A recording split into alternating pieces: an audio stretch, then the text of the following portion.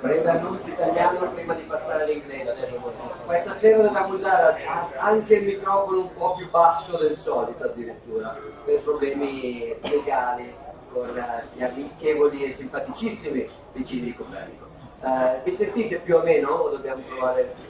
Quindi tenete, non chiacchierate lì, la chiacchiera dentro, chiudete sempre la porta, adesso quando escono le persone quando entrate e uscite. Chi vuole si avvicini anche con la sedia, se non sentite avvicinatevi, non c'è problema. Nel corso della serata qualcuno si alza e se ne va, qui nel caso sostituite.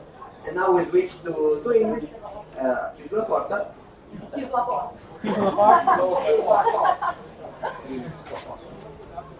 Hello everyone, welcome to our 44th Bitcoin Milan Meetup. I will be very quick this time because I know that most of you are very interested in learning what's going on in Bitcoin this time because it's one of the most challenging moments for Bitcoin ever.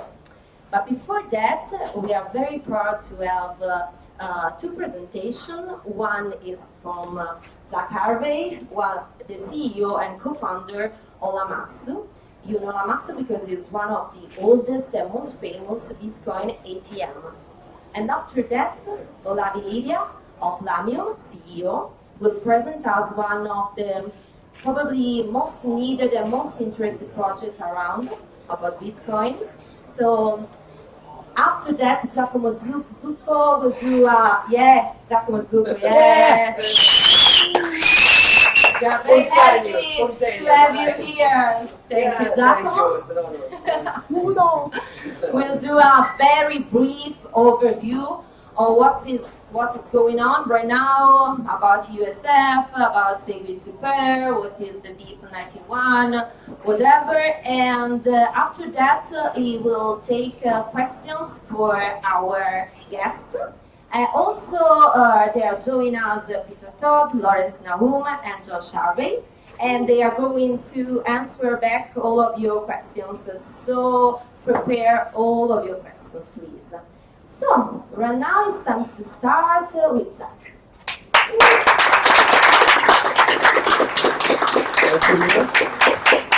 Very happy to be here. I'm Zach Harvey, and I'm co-founder of LAMASSU. We make Bitcoin ATMs. We started in 2013, and the main idea was to make it as simple as possible. Hold on, that's the wrong one.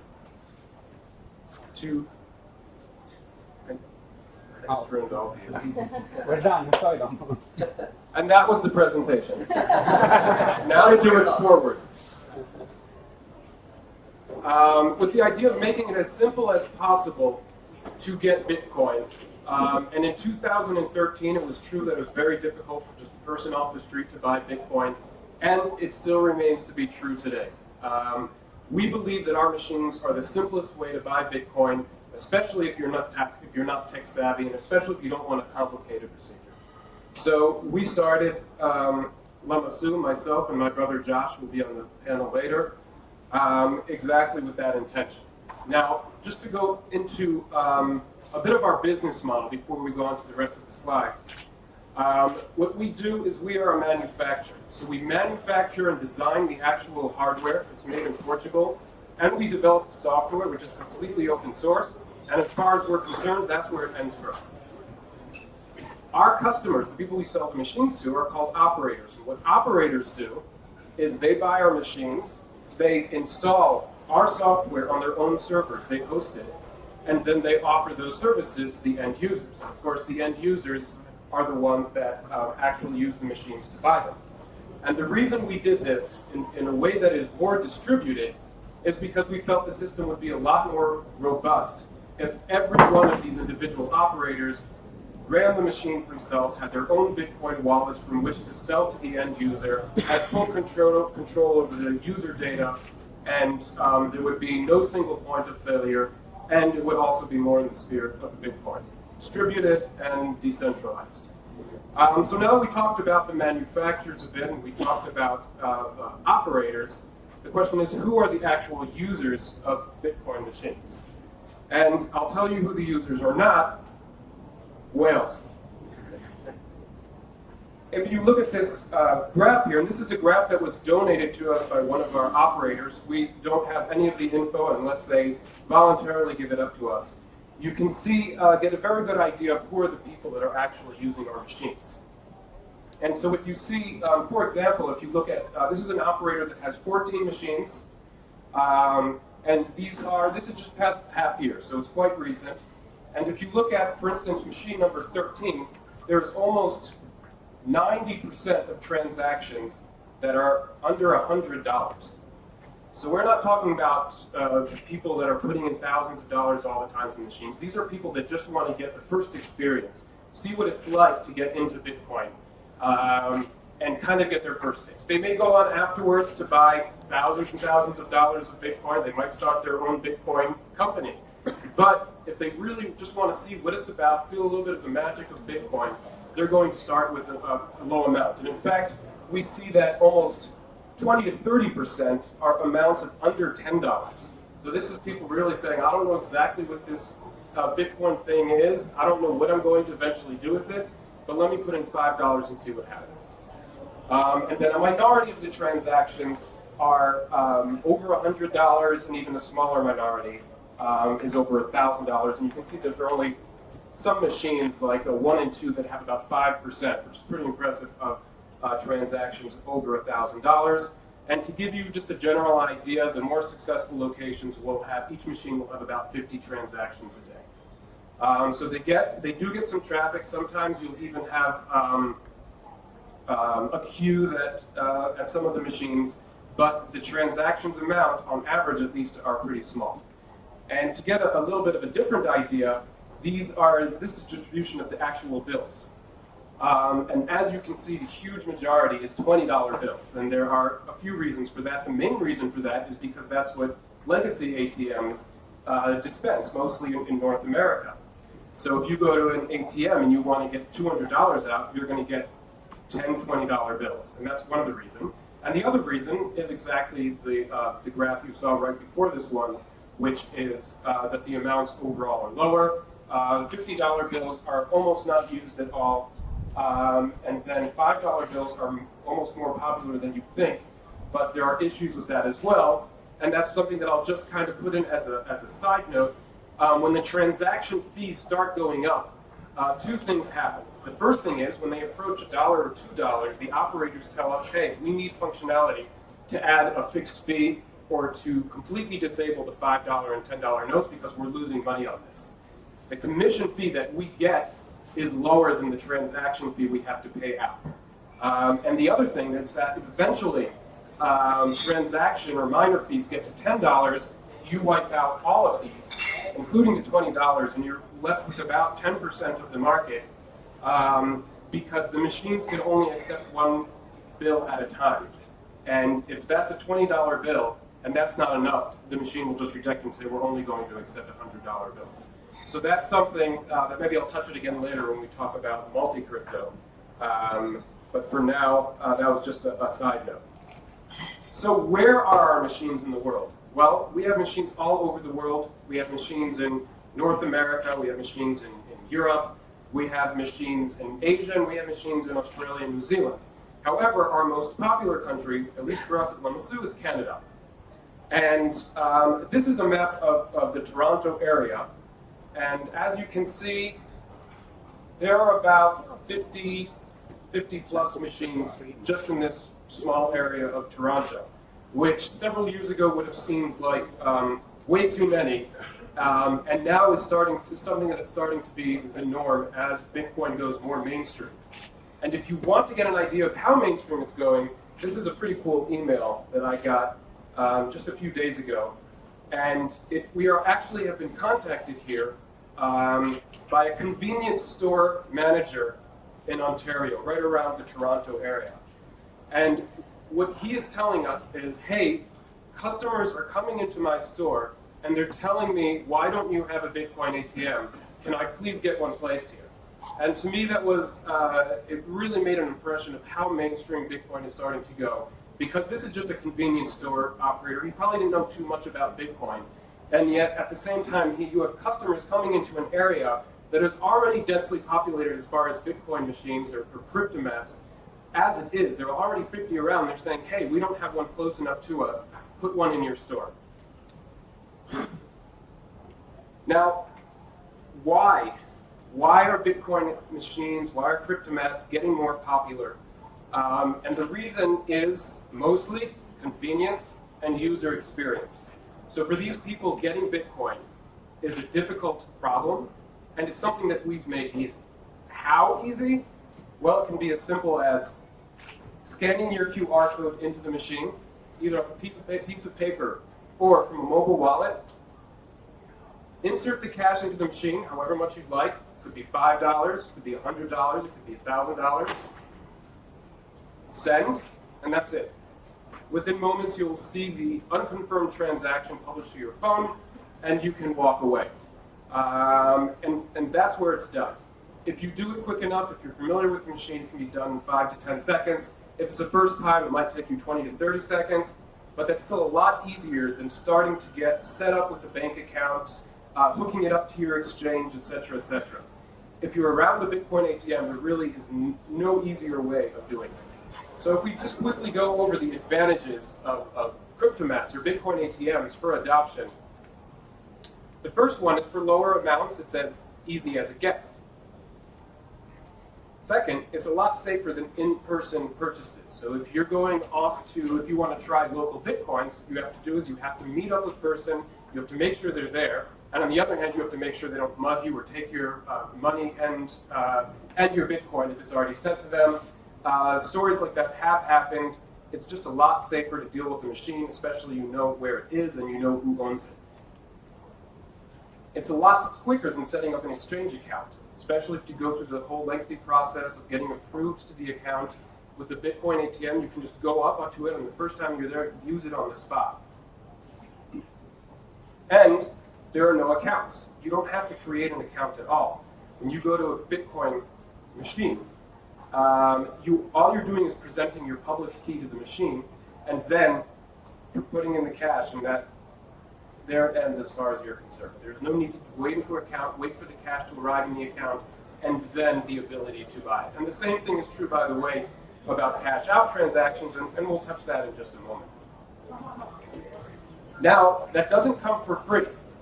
The typical commission for a Bitcoin ATM is about 10 to 15%. Now, a lot of the people that have been used to Bitcoin and buying it for a while, that would deter them if they knew it. They said 10, 15%, I can go to an online exchange and I can get it for 0.25%. Why would I ever do this? And that is really the point that that needs to be driven home, is that people are willing to pay for UX, for the user experience, and for the convenience, and for feeling confident about the transaction they're about to do. So as we've seen in earlier graphs, these are people that aren't going in and putting $10,000 or $20,000 into Bitcoin. These aren't necessarily people that are very tech savvy. These are people that have heard about cryptocurrency, and they want to use it and they want to get into it, but they just want something very simple. If that means them putting in $20 and paying 15%, for them that's worth it. And for the operators, it's worth it. And it's also a lot more expensive for the operators because they have to buy a machine. They're not getting anywhere near the volumes of an exchange, etc. Now, user experience can be a funny thing. And if you are tech savvy, it's very difficult for you to understand how difficult something that seems simple to you can be to a first-time user. And when somebody comes up and they've heard about Bitcoin or other cryptocurrency, and they just want to get it, it's a terrifying moment. Because what they're doing is they're taking money they completely understand, which is cash, and they're surrendering it to an alien technology that they barely know anything about. And it's very intimidating, and when people are intimidated, they're stressed and confused, and they do silly things. In addition, you just have people who completely don't understand what this device is. And this is a cute example of it, where we've had reports from operators that strangers have come up to our machine and pressed the I want cash button because they thought it was just going to dispense cash for them. So that kind of gives you an idea of whatever you expect people's behavior to do, always try to simplify it a bit more. Try to think, if this is the first time I am ever approaching Bitcoin in this machine, how can I word this in a way that everybody could understand, whether it's a grandmother that's 70 years old or someone who's never really touched computers before. How can they really get the idea of what they're supposed to do? And then we actually sometimes come down to the actual wording of the machine, which, by the way, we changed, and we'll show you that on another screen soon. So now I want to jump just quickly to what we plan to offer on our machine soon, which is multi-crypto. So our machines in several weeks are going to support all of these listed cryptocurrencies: Bitcoin, Ethereum, Zcash, Dash, and Litecoin. The first reason is because there's been demand. Operators have been asking us to add Ethereum and these other cryptocurrencies for a while. But they also have some UX advantages, especially when it comes to cash out. And what happens with our cash outside of the machine is that the first thing that happens is that our machine shows the end user a QR code. And that QR code tells them where to send the funds so that they can get $20 or $100 out. And it shows them the exact amount to send. So they scan that with their mobile wallet, they send the funds necessary, and now they have to wait for a confirmation. With Bitcoin, the confirmation can be 10 minutes, it could be half an hour, and when it's finished, they'll get a notification to their phone to come pick it up. But they have to be doing something in the meantime. That is worse user experience, and it's even worse than a traditional ATM where you just put in your card and you get out money. That has always been a problem for us. There's no really good solution. Some operators for lower amounts have zero confirmations and take the risk on it. And there have been some worse stories when, again, the transaction fees were high over the past several months, and some customers have had to wait hours or at times even over a day for their transaction to confirm so they could go and get their money. But in the case of Ethereum and to a lesser extent these other cryptocurrencies, it can be a lot faster. In the case of Ethereum, if all you're waiting for is one confirmation, you don't even have to leave the machine. It's just going to spin around for 20 seconds or so, and then it'll immediately dispense. And so when I talked about changing a little bit of the wording, we decided to change it to buy Bitcoin and sell Bitcoin, and I don't think any strangers will be expecting free cash with that. Now, with the ease of buying Bitcoin comes another problem, which I call security trap. And the issue is that as easy as it is to use Bitcoin, it's easier to lose it. And the last thing you want is somebody to be able to get something easily and lose it a day later. So one of the first things we did when we kind of recognized this was that while other manufacturers were printing out paper wallets, we realized that that could end up with people misunderstanding what those paper wallets are.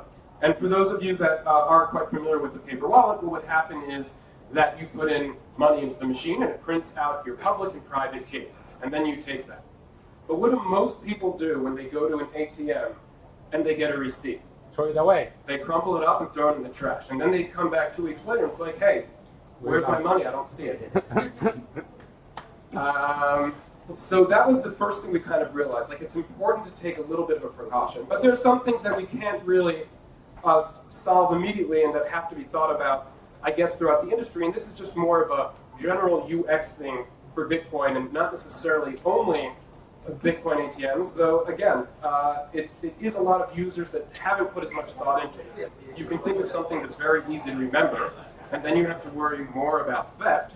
Or you can make something that's super long, and then you have to worry about forgetting it. And so what is the right balance? It's not an easy question. People don't have easy answers for it, and trying to get around that is something that has to, we have to think about a bit more of how do we make securing your Bitcoin to begin with simpler. The other part is third parties. So what happens when somebody buys Bitcoin on an exchange? Well, usually they leave it there. And the reason they leave it there is because they trust their exchange more for security than they trust themselves. Should they? Probably not. But there are, in some cases, yes, there are some people that have lost a lot of money because they've tried doing it themselves. We feel that our machines give at least a little bit of advantage because people don't even have an account to leave their funds in. So they may have to think about it a bit more, but it's not something we have control over either.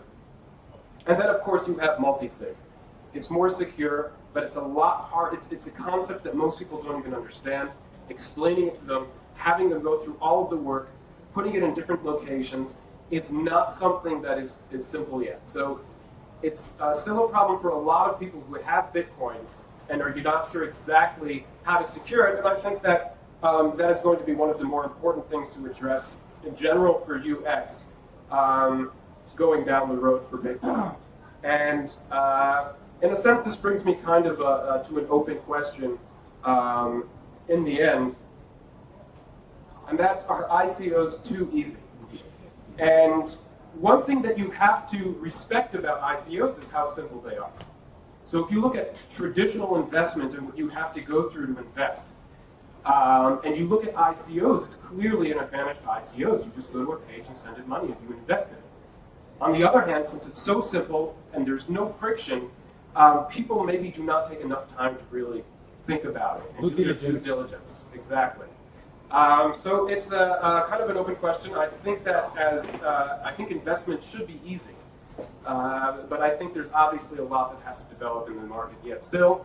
And that is all. Thank you. I will just leave it with a quote from an Italian-American baseball player to kind of open the events of the evening. All right. Thanks a lot.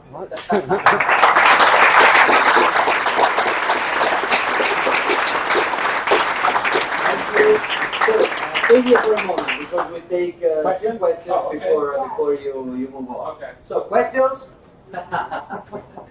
All right, here we go. So you said that for Bitcoin, before dispensing cash to end users, you wait for one confirmation and you do exactly the same for Ethereum. I heard, but of course I'm not really experienced with Ethereum, that one confirmation is not the same as one Bitcoin confirmation. What do you think about that? I think it definitely isn't the same. Have you ever had reorgs or things going south? Well, we haven't introduced Ethereum just yet. That's going to happen in a couple of weeks. But no, it's not as secure as a Bitcoin confirmation, but it's more secure than a zero confirmation of Bitcoin. So if it's the kind of thing where we'll try it as an experiment. If we see that there are rewards, if we see that there are double spend attempts, then we'll revisit it. To be honest, there haven't even been that many issues with zero conf with Bitcoin over time. I mean, you're physically in front of a machine. You're an attacker. There may be videos around, and it's something that you have to do on the spot. You can't really do it remotely. So we haven't had any zero conf issues that I know of, at least, with Bitcoin yet. But it's something that we're more concerned about and is not very difficult to do. So the question is, how difficult is it? And we believe at this point that one Ethereum confirmation is enough. If we're proven wrong, then we'll adjust that. So Change your voice so Yeah. you think it's another question. So we have another person. do you think that there's cameras everywhere where operators work? And I had another question. I'm sorry about that. So when it comes to confirmation, you said at some point some operators had issues where transactions to customer had to wait up to a day or something. Since I run a wallet, I have experience with this as well, and sometimes people have problems, but usually that's only when they use manual fees, when they use proper fee estimation. That doesn't happen. They get in as early as they want to be. So if they want to get confirmed in the first block, which may be in 5 minutes or maybe in 1 hour, as you said, usually they get there. So is this a problem of estimation? Yes, absolutely. They don't send enough fees. But the reason they don't send enough fees is because they're just using a standard wallet, and it goes back to UX. These guys don't know what fee will leave. Oh, it's the end user's Right, fee. so the end user is the one, in this case, it's the end user that's sending to the machine. And they just do whatever their wallet tells them to. And some, it takes the wallet some time to adjust as well. So some send enough, and then it's not a problem. And then some don't, and then the user just has no idea what's going on. And they either cancel the trade. It's up to the operator. They can either cancel the transaction and do it manually, or use child pays for parents. Yeah, go explain that to the end user. No. The ATM can do that. It's not the end user doing that. Okay. The operator, actually, your software does that. Right. Yes. Yes, that could be something that we do in the future. Samurai Wallet is apparently is providing that as a service. Sorry, what's the question? Samurai Wallet Apparently, Samurai Wallet is providing that as a Type service. for parent as a service. Okay. So the user pays them, and they charge for you. Yeah. Or maybe it's just integrated in the wallet. Right. I don't know. But Questions? Hi. Do you have to comply with any AML procedure, check ID or whatever? yeah, my favorite question. Ouch. So we don't, because we don't offer any services. But our operators, depending on their jurisdiction, may or may not. That's really the best answer I can give. We have talked with lawyers, and we are trying to figure out, especially in the U.S., if there are ways to streamline it just a bit more, because it really depends on the operator. If they have 20 machines, they can afford to pay a lawyer. If they just want to get started out and they're really confused, and we just tell them, well, we don't know, go talk to a lawyer, we're probably not going to hear from them again. So we're trying to figure out a way for us to facilitate some kind of information, and then eventually for them to get advice from some kind of legal team that we work with, so they can get the best answers and for little as possible.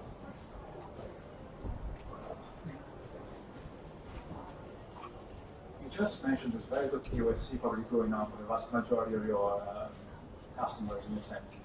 And you said before that the vast majority of the transactions are below $100. And you say that's because most likely it's just people getting started with Bitcoin. Mm-hmm. I think it's most likely because the $20 to $100 is the most likely range of the average stock and market transaction, which is probably what Bitcoin is mostly used for to this day for economic activity. Well, actually, I'd argue that what Bitcoin is mostly used for is speculation. And I think that's mostly what our machines are used for. I do not know exactly what every individual does. I don't even know if $20 to $100 is exactly the right range for the dark market. I would imagine that it's a little higher. But the bottom line is a lot of our machines in the US or in North America do have some form of AML, KYC, and ID registration, really depending on the amount. But beyond that, I don't have stats of exactly what percentage of Bitcoin is being used for the dark market. I guess it wouldn't be any different for our machine than the rest of the market.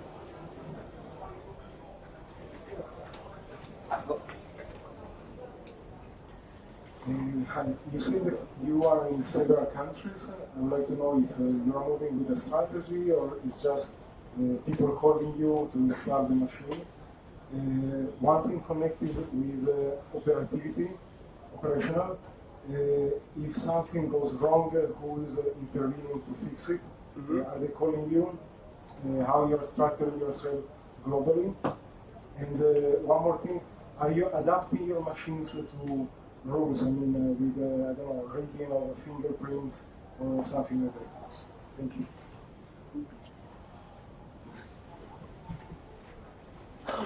All right, so to begin with, we actually we haven't applied a strategy yet for sales to go to a different country, introduce it. At this point, it's just getting emails from different countries and saying, hey, we want to place a Bitcoin ATM here, we looked at all the companies, and we prefer LAMASSU.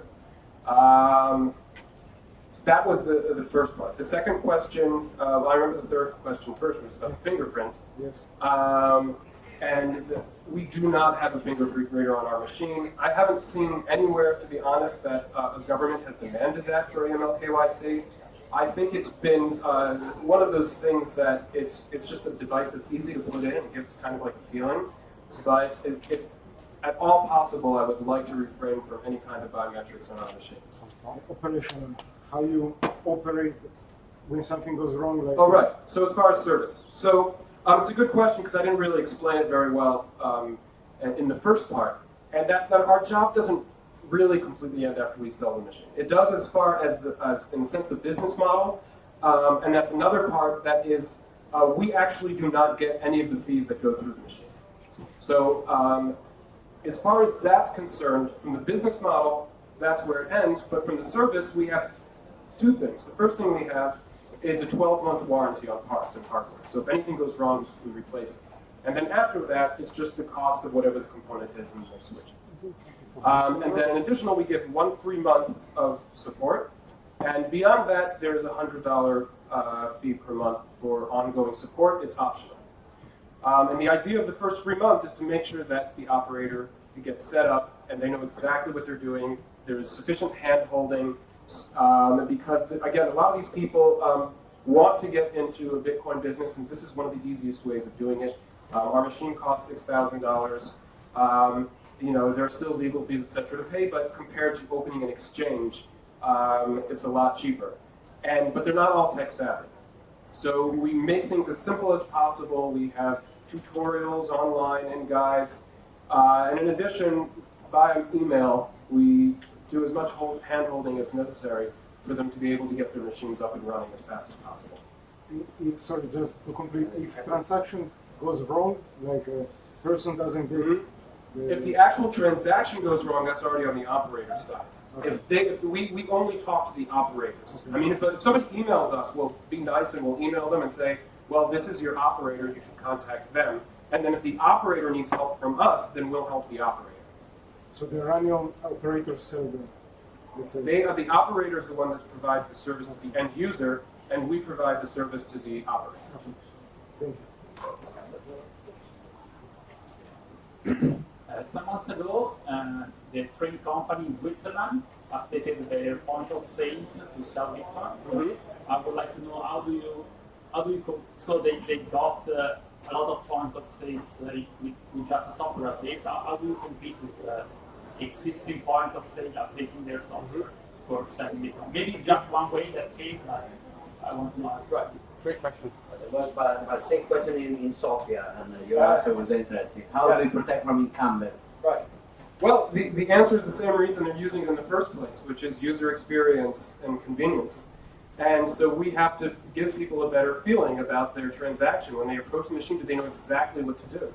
And so far with the Swiss machines, it's not that simple. I mean, for right now, you have to have a Swiss number, but that's completely besides the point. It's just not a good user experience. So if somebody had our machine or one of those machines right next to them and they had two to choose from, I believe they'd choose our machines. In areas where we don't have machines anyway, it doesn't really compete with us yet. So it only really starts becoming a question when somebody has that machine and then our machine, and one has to decide which one to use. And if we can't compete with that machine, then we don't deserve to be in business. Can I elaborate more on this question? Yes. So basically what you say is that the software part is mostly protected from competition by its excellent user experience, which is coming from your But it's experience. open source. But it's open source. Right. While the hardware part is easier to disintermediate. So how do you protect the fact that the Swiss trade machine just doesn't discover the magic of open source and they just basically port your software? Well, they're open to do it, and I'd probably be happy if they did. Again, it's about the user experience. So if you still have to press 5 buttons to get to it, and then you get to a LAMASSU UX, I mean, as far as I'm concerned, that would be great. If they change all of their, if they disable their software and all of their train ticket machines, and just operate LAMASSU software, that would be pretty awesome. I don't see that happening just yet. And of course, there is the hardware side as well, right? So they have to facilitate 2 ways, and it has to be something that's easy to use, to scan your phone in properly, understand really how it works. There's an advantage both on the hardware and on the software. And there have been Chinese companies that have made Bitcoin ATMs and tried using our software, and they didn't go anywhere.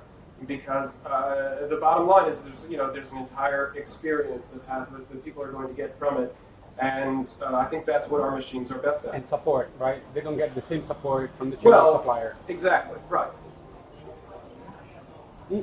Very interesting.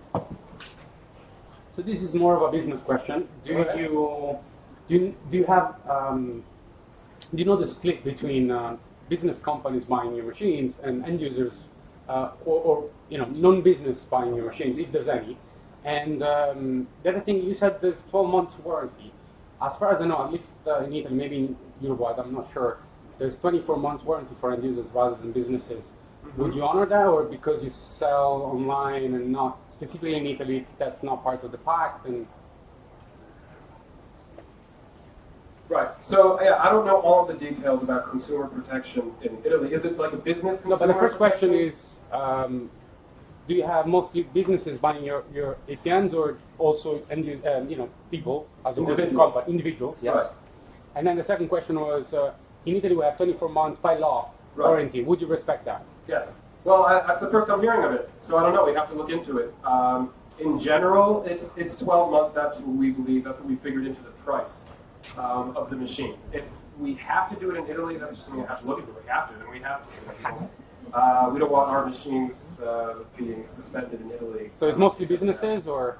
And then the first, yeah. So the second part of the question, or the first, interestingly enough, they are individuals that turn this into a business. And that's been the vast majority. So it's actually businesses that started in order to operate Bitcoin machines. And it's not, we have had exchanges buy 1 or 2 machines, or Bitcoin businesses buying 1 or 2 machines. It's usually just to have in their office or to play around with it.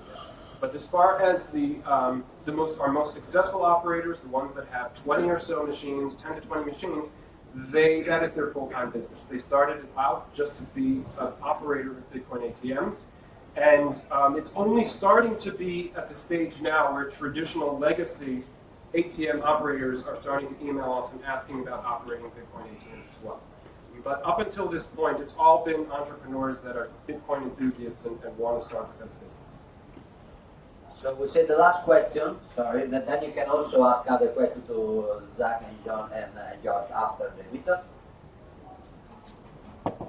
What is the average time to ROI for Bitcoin ATM? Okay, so in general, Most of them, from what I heard in the past, most Bitcoin ATMs don't pay themselves back, and the ones I've seen in my life, sometimes they simply disappear because once they break, the operator decides not to repair them anymore because they don't expect to make them money. Okay, so you're talking about like return on investment, not lead time. Okay. I would say typically for a first machine, it's about 6 to 9 months. Once you get to your second machine, it's probably going to be closer to 2 to 4 months for paying for the machine. That's what we've seen on average. There are operators that are doing well enough that they can pay for their, say, 22nd machine within several weeks. Completely cover the cost of it. Does that include the location rent? Like for the ATM, usually you have to pay rent to? Yes, it would. That's what this 6 to 9 months also includes the learning curve. How long it takes to A, get used to the machine, actually put it out there, and B, for people to get used to the fact that there's a machine there that they can rely on. Yeah. So of course there are machines that are abandoned. There are machines that aren't making much money at all, and that has to do, just like any other retail business, with the location and how it's run. So if you're in a location where there isn't a lot of foot traffic in a city without a lot of economic activity, and you don't have solid internet connection, so half of the time the machine is down, it's going to take you a very long time to get the money back, and you may decide this isn't worth it. But if this is your business, and you make sure that you know exactly how to run the machine, if there's a location that's not doing well, you have other reference locations to move it to, that's when you start making a lot more money. And that's why there are, right about now, there are a lot of Bitcoin ATM manufacturers that are expanding very quickly. Thank you very much.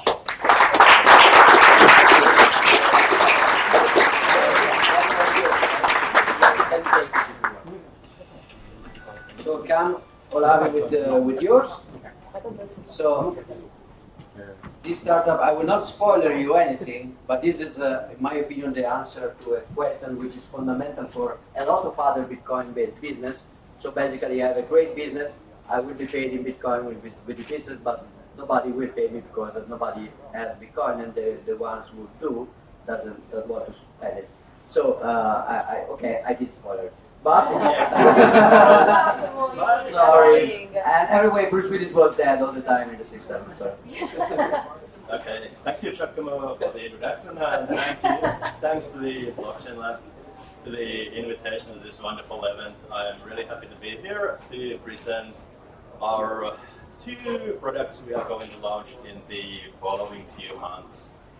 And the 2 products, well, as you can read from the screen, are the first decentralized Bitcoin invoice payment service. And the second one is CoinNexus, which is the reverse Bitcoin payment processor if that doesn't say much to you, that's fine, because explaining the concept is a bit tricky. And I'm sure most of you know the answer to the next question, but anyway, I'm going to ask you. Why would I need Bitcoin? I can already use fiat money, be it euro, be it US dollar, be it Canadian dollar, or any other fiat currency. I can already use it to do everything I want, right? But there is this one fundamental thing Bitcoin gives to you. You do not have to face this. You do not have to face the situation where you lose the control of your own funds. Well, unless you choose to keep your funds in an exchange where you lose the control of the funds. But in theory, you can keep your funds yourself. And this is very important for the our products, that there are people who want to control their assets themselves. And if we think about Bitcoin and the usage of Bitcoin into real life, or let's say offline, for the things we all have to do, like paying rent, paying bills, paying electricity, and so on. For business, Bitcoin use is highly regulated. There is VAT, there is business taxation, there is fees, there is licensing, and so on. And you have to make precise accounting using, well, fiat values. You also have your supply chain, and you have to pay your supply chain in fiat as well. And everything you are doing as a business, you do with fiat. And that's not all. Your customers are also likely to be willing to pay in fiat. It's very easy for them. Let's face it, credit cards are very convenient, and they are something people really want to use. And cash, while not as convenient as credit card always, it's still very convenient. And if a business receives Bitcoin or accepts Bitcoin as the payment method, then it usually has to be converted into fiat immediately. For private individuals, Bitcoin is not that easy either. Usually, you receive your salary in Bitcoin. And then, if you want Bitcoin, you have to go somewhere to buy them. And you have to find a place where you can buy them. You can use online exchange, but they are not extremely easy to use. You have to often go through all the KYC, AML policies, and you have to wire the money to the exchange, and the Bitcoin price might have already changed. If you are lucky, like we are in Helsinki, you might have LAMASSU ATMs nearby you, which are very simple to use, and you can go there to just buy your Bitcoin. But in the worst case, you have to go meet some sketchy guy nearby the railway station and exchange your cash to Bitcoin with him. Or even worse, you might have to go to some random apartment to do the same. And it's not extremely safe at times. And if you actually use the Bitcoin to buy something, goods or services, you usually have to convert it to fiat immediately before you buy it, or the business will convert it to fiat immediately after you have spent. And all these steps include friction, and you pay fees. You pay fees to the bank, you pay fees to the exchange, you pay fees to the ATM machine if you use one, and you of course pay transaction fees as you do with Bitcoin. But on the other hand, nowadays the line between an entrepreneur and a private individual who receives salary has been blurred. There is gig economy, sharing economy, freelance work, and so on. So most of the people could be classified as doing some kind of business activities, even if they are not operating as formal businesses. And these kind of activities are usually less regulated than doing outright business. And in this case, usually the income is taxable, and you are not applicable to paying VAT until a certain amount is exceeded. And usually there is less strict requirements for accounting For example, in Finland, if you are a business, you have to keep the receipts for years after actually reporting them to the tax office. But as a private individual, you do not have to do this. But all of us know some, well, I would assume know some guy who is hosting Airbnb or driving Uber, selling some stuff on eBay, doing gigs on Fiverr or something like that. So a lot of people are in fact doing some kind of business activities. And this results in two types of people. There is the Bitcoin guy who wants to keep his Bitcoin, and there is the fiat guy who wants to use fiat all the time. And usually these people are not the same people. The Bitcoin guy wants to keep his Bitcoin because he has the control of the Bitcoin and he would like to operate in Bitcoin because he might be running some kind of small-scale business. But the fiat guy, he doesn't want to buy from the guy with Bitcoin because credit cards, bank transfers, etc. are just simply easier. This is a fact. And the Bitcoin enthusiast will be like, I want to sell my products, goods or services for Bitcoin. I want to receive Bitcoin. I don't even have a bank account. I have already closed it for receiving $50 from Cyprus or something. And I don't really even trust the financial system that much. You never know when something bad is going to happen and they are going to close the bank or make withdrawal limits or so on. But on the other hand, I have the problem. My target audience has no clue what is Bitcoin. And I cannot really explain to them easily enough how to use Bitcoin to pay me. And a lot of people still think Bitcoin is something sketchy. It might be a Ponzi scheme, it might be something used for buying drugs, but it's not something normal people would use. And all the other people except the Bitcoin guys will be like, okay, why does this guy keep talking about Bitcoin? I don't really want to know about it, and he's telling me to install some random application on my phone, and then he's telling me to go to some random place to get some Bitcoin just because he wants to be paid in this weird thing. And most likely many people are also thinking that Bitcoin is not approved by my government, so it must be a scam or something like that, or at least it's a bad thing to do. Because of course government approval is the thing that makes bad things to become good things. And why couldn't I just pay this guy using my credit card or bank transfer like I do in every single other place? And the Bitcoin is very volatile. We have all seen it in the past couple of days. It's still the price can still change a lot during a few days. And a lot of people are afraid of that.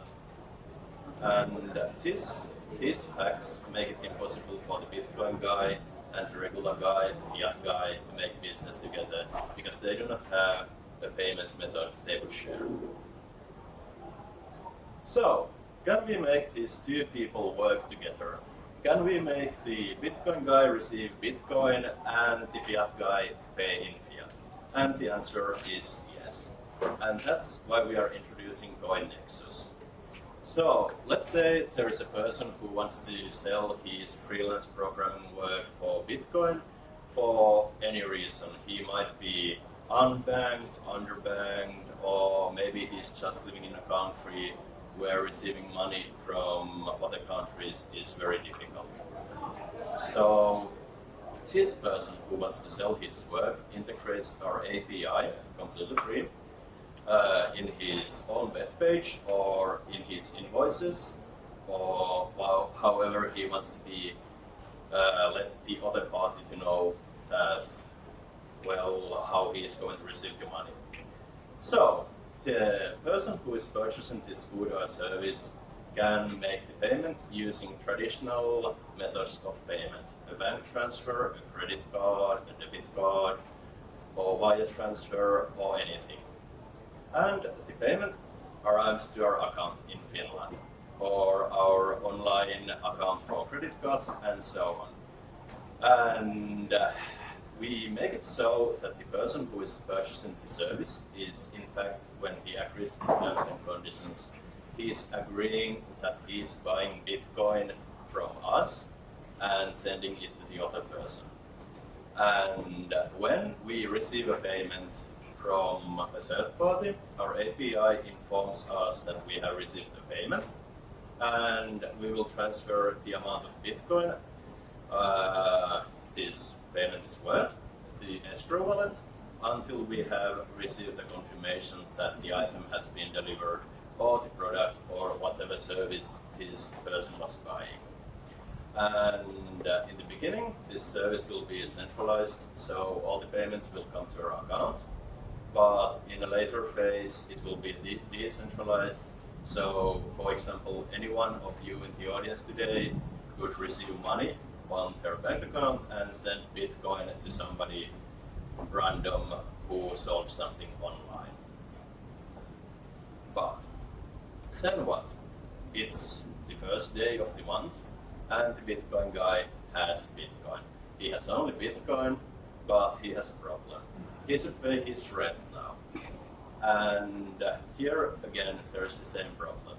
You cannot really explain your landlord what is Bitcoin and assume that he should, well, accept Bitcoin at all or be completely cool about that. So usually, landlords usually want only fiat currency and bank transfers or other verifiable ways of payment. So what should the Bitcoin guy do? And this is the question we want to answer with our second service. Decentralized invoice payment service. So basically, the person who who has Bitcoin and wants to have his bill paid will upload his invoice with all the details and which banking area he is using and so on to our database, and pays into Bitcoin to the escrow wallet. And then registered, trusted, and known, so we have the KYC data of that person, of the invoice payer, will use his own private bank account to make the payment for this person's invoice in the same area. So, for example, let's say Lawrence is my landlord and I need to pay my rent to him. I just go to our webpage and fill in the invoice data in our database and send in the invoice. And then I send Bitcoin in. And let's say Giacomo is an invoice payer and he wants to buy Bitcoin with 1,000 euros. So he sends the Bitcoin, not Bitcoin, the fiat currency to Lawrence's bank account, and he will receive the Bitcoin once that he provides the evidence that he has made the payment. And until that, the Bitcoins are in the escrow wallet, and if he never provides a proof of payment, somebody else will pay it. And this service, the Decentralized Invoice Payment Service, will launch 1st of August. Well, I know it's a great day to launch it, but we are still doing it because we are completely crazy. But we are beginning a beta test any day now. We are just fixing a few minor issues there in the database at the moment. And if you would like to participate in the open beta, you can just sign up for our newsletter on trylamium.com, and we will inform you when you can start uploading your invoices into our database, and then someone else will pay your bills. And this is the short explanation of our service, and if there is any questions, I'm happy to take them. I could guess Of that. course, we will start from the beginning here. So one of the questions I had was, when in your example, when Giacomo is the one that wants some Bitcoin, so he's paying fiat such that it gets to me, I'm the landlord, right? So Yes. I'm expecting fiat because Yes. I don't do Bitcoin or something. Yep. That's not true. Yeah, so is the payment that Giacomo did reversible? How do you handle that? What if he complains that, I don't know, he has been man in the middle, or he has been hacked, or something, or he hasn't received the product, whichever thing he's going to say to his bank, such that they're going to reverse the payment, and I'm out of my bitcoins, or someone is out of his bitcoins, yet, yeah. So how do You were handle out that? of your fiat, actually.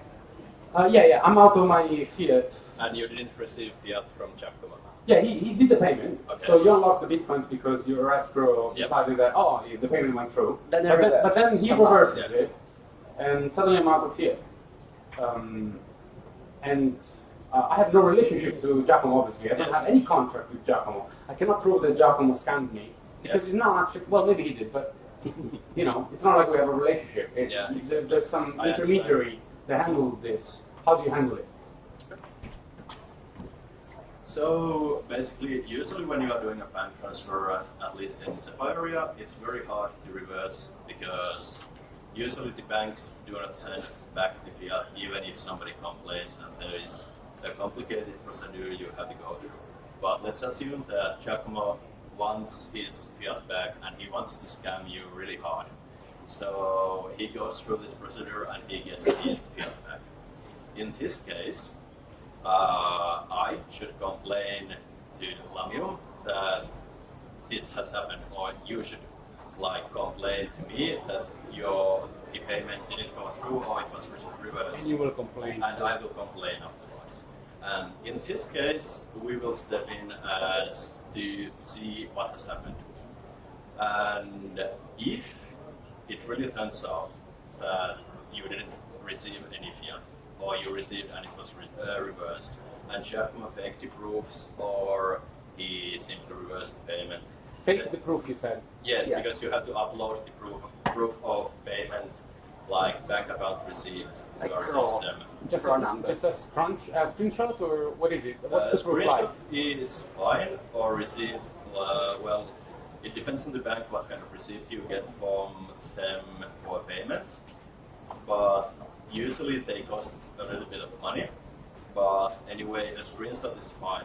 At the moment, the people who are invoice payers are highly trusted. They are veterans of the Bitcoin industry, so if they are really going to scam, it's very easy to find out who did it, especially because we have their full address data, we have their KYC and now. yeah, we have KYC, MLL, we have the passport copies, and so on. And in a later part, when anyone could become an invoice payer, we will demand some kind of deposit that will cover any kind of exit scam a person would do.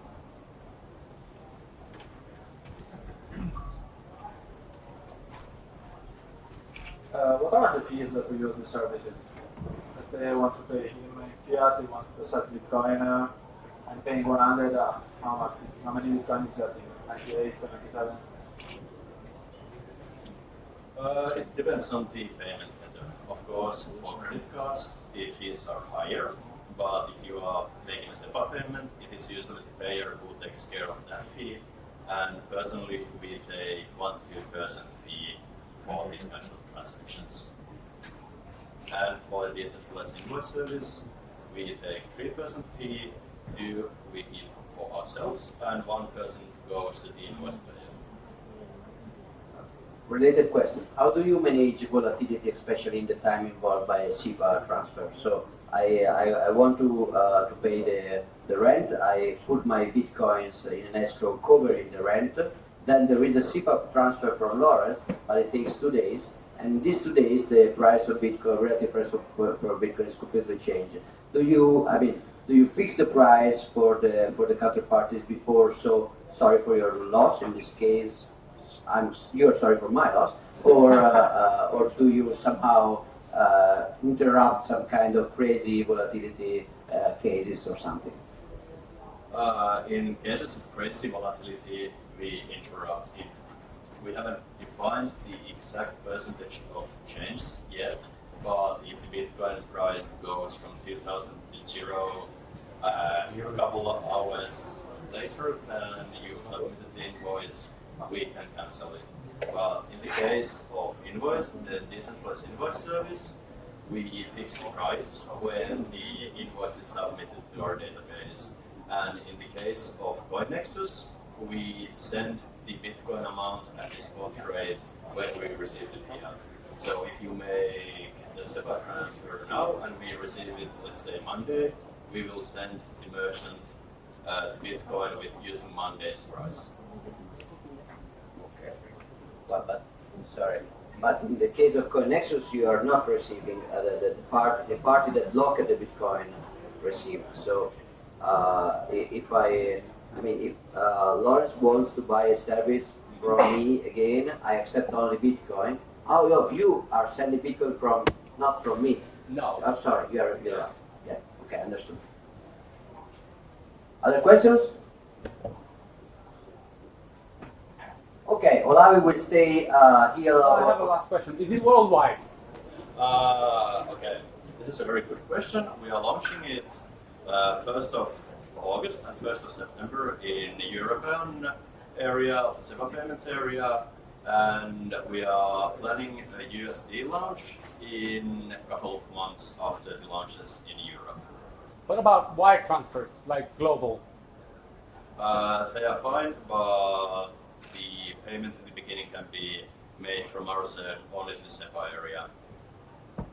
But if you want to send a wire transfer from Australia to us, for example, and we receive it, that's fine. But we personally make payments only to the SEPA area. Thank you very much.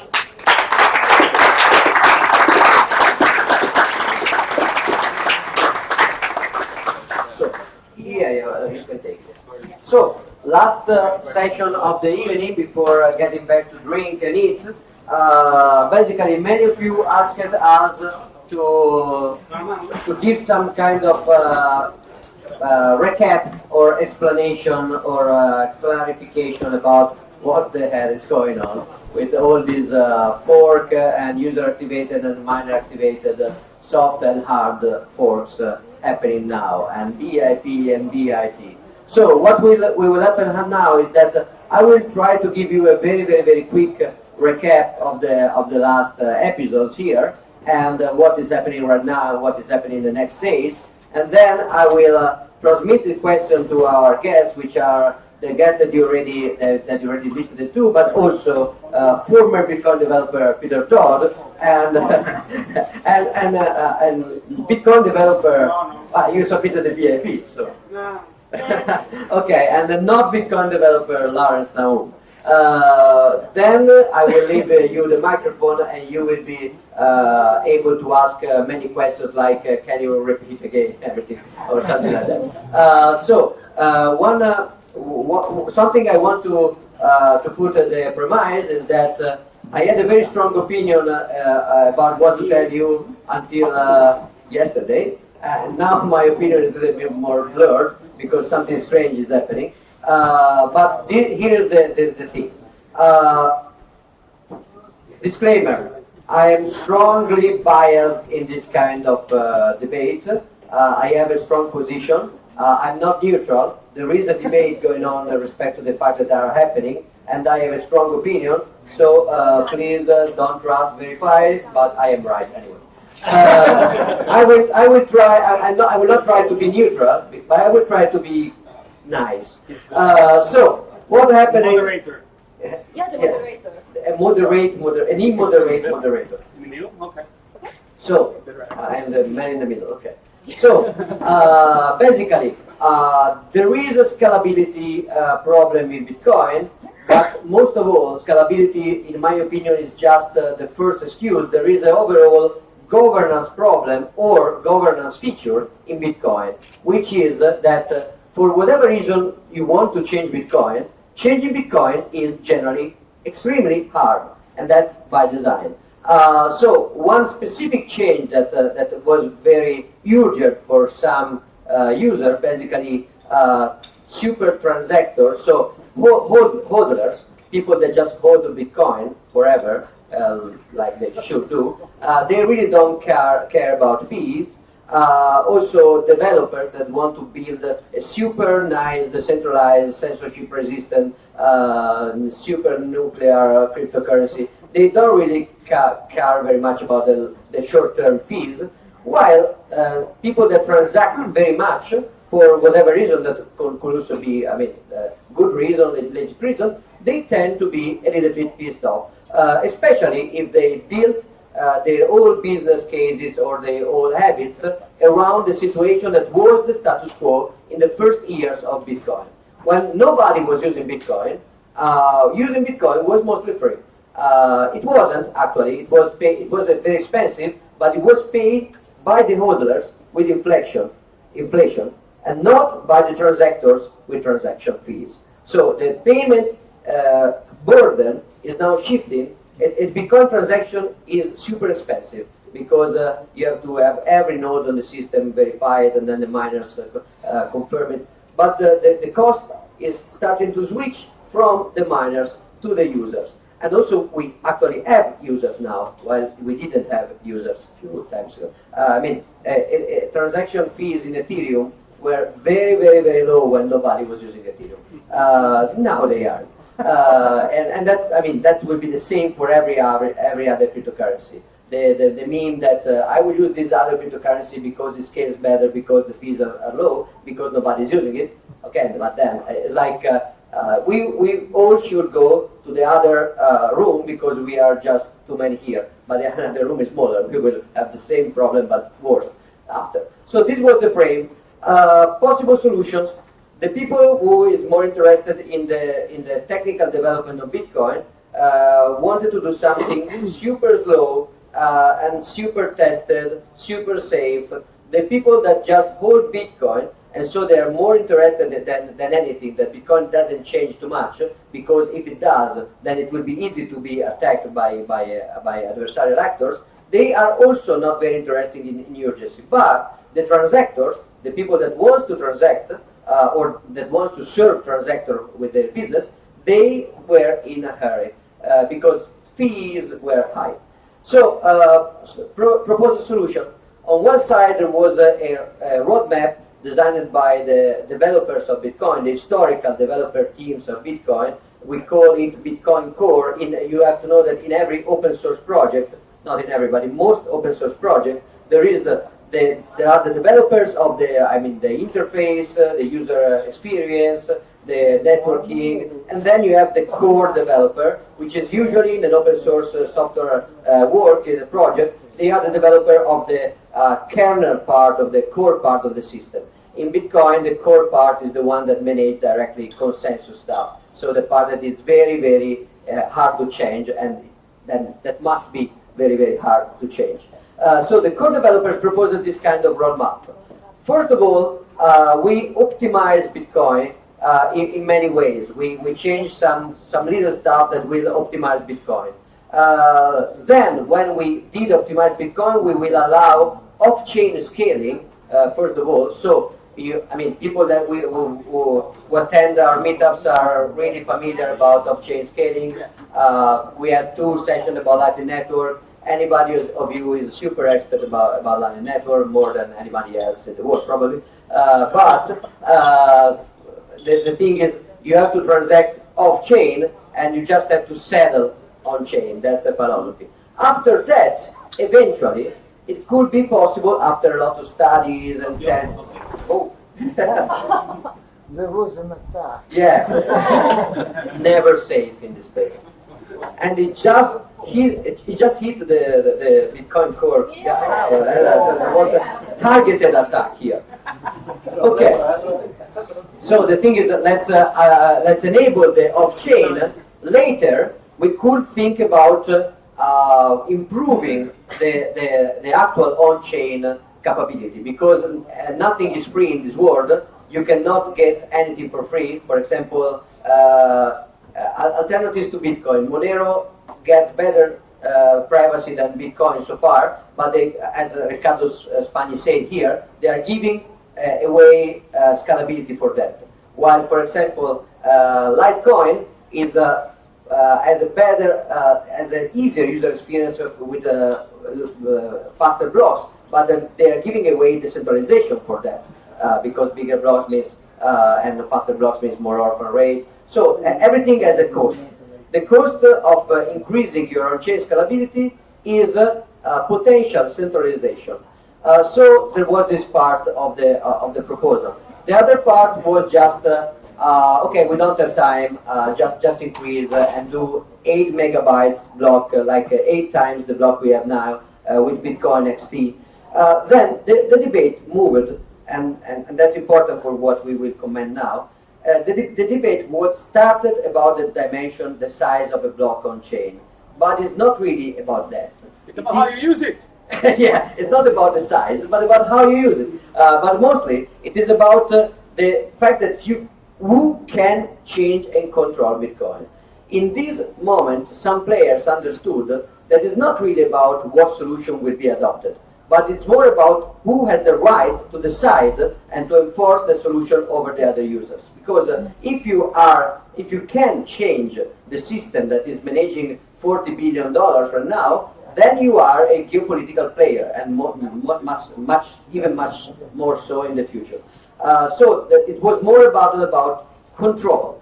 It's not about people wanting to control Bitcoin in a way and people wanting to control Bitcoin in another way. It's mostly about people that want to control Bitcoin against people that want Bitcoin to be impossible to control or change. So status quo against, that was the frame a few months ago, against change. The status quo guys, like myself, are willing to say we can give up some adoption growth, some adoption speed. We don't care. We want something safe and secure, even because we are not scared by competition.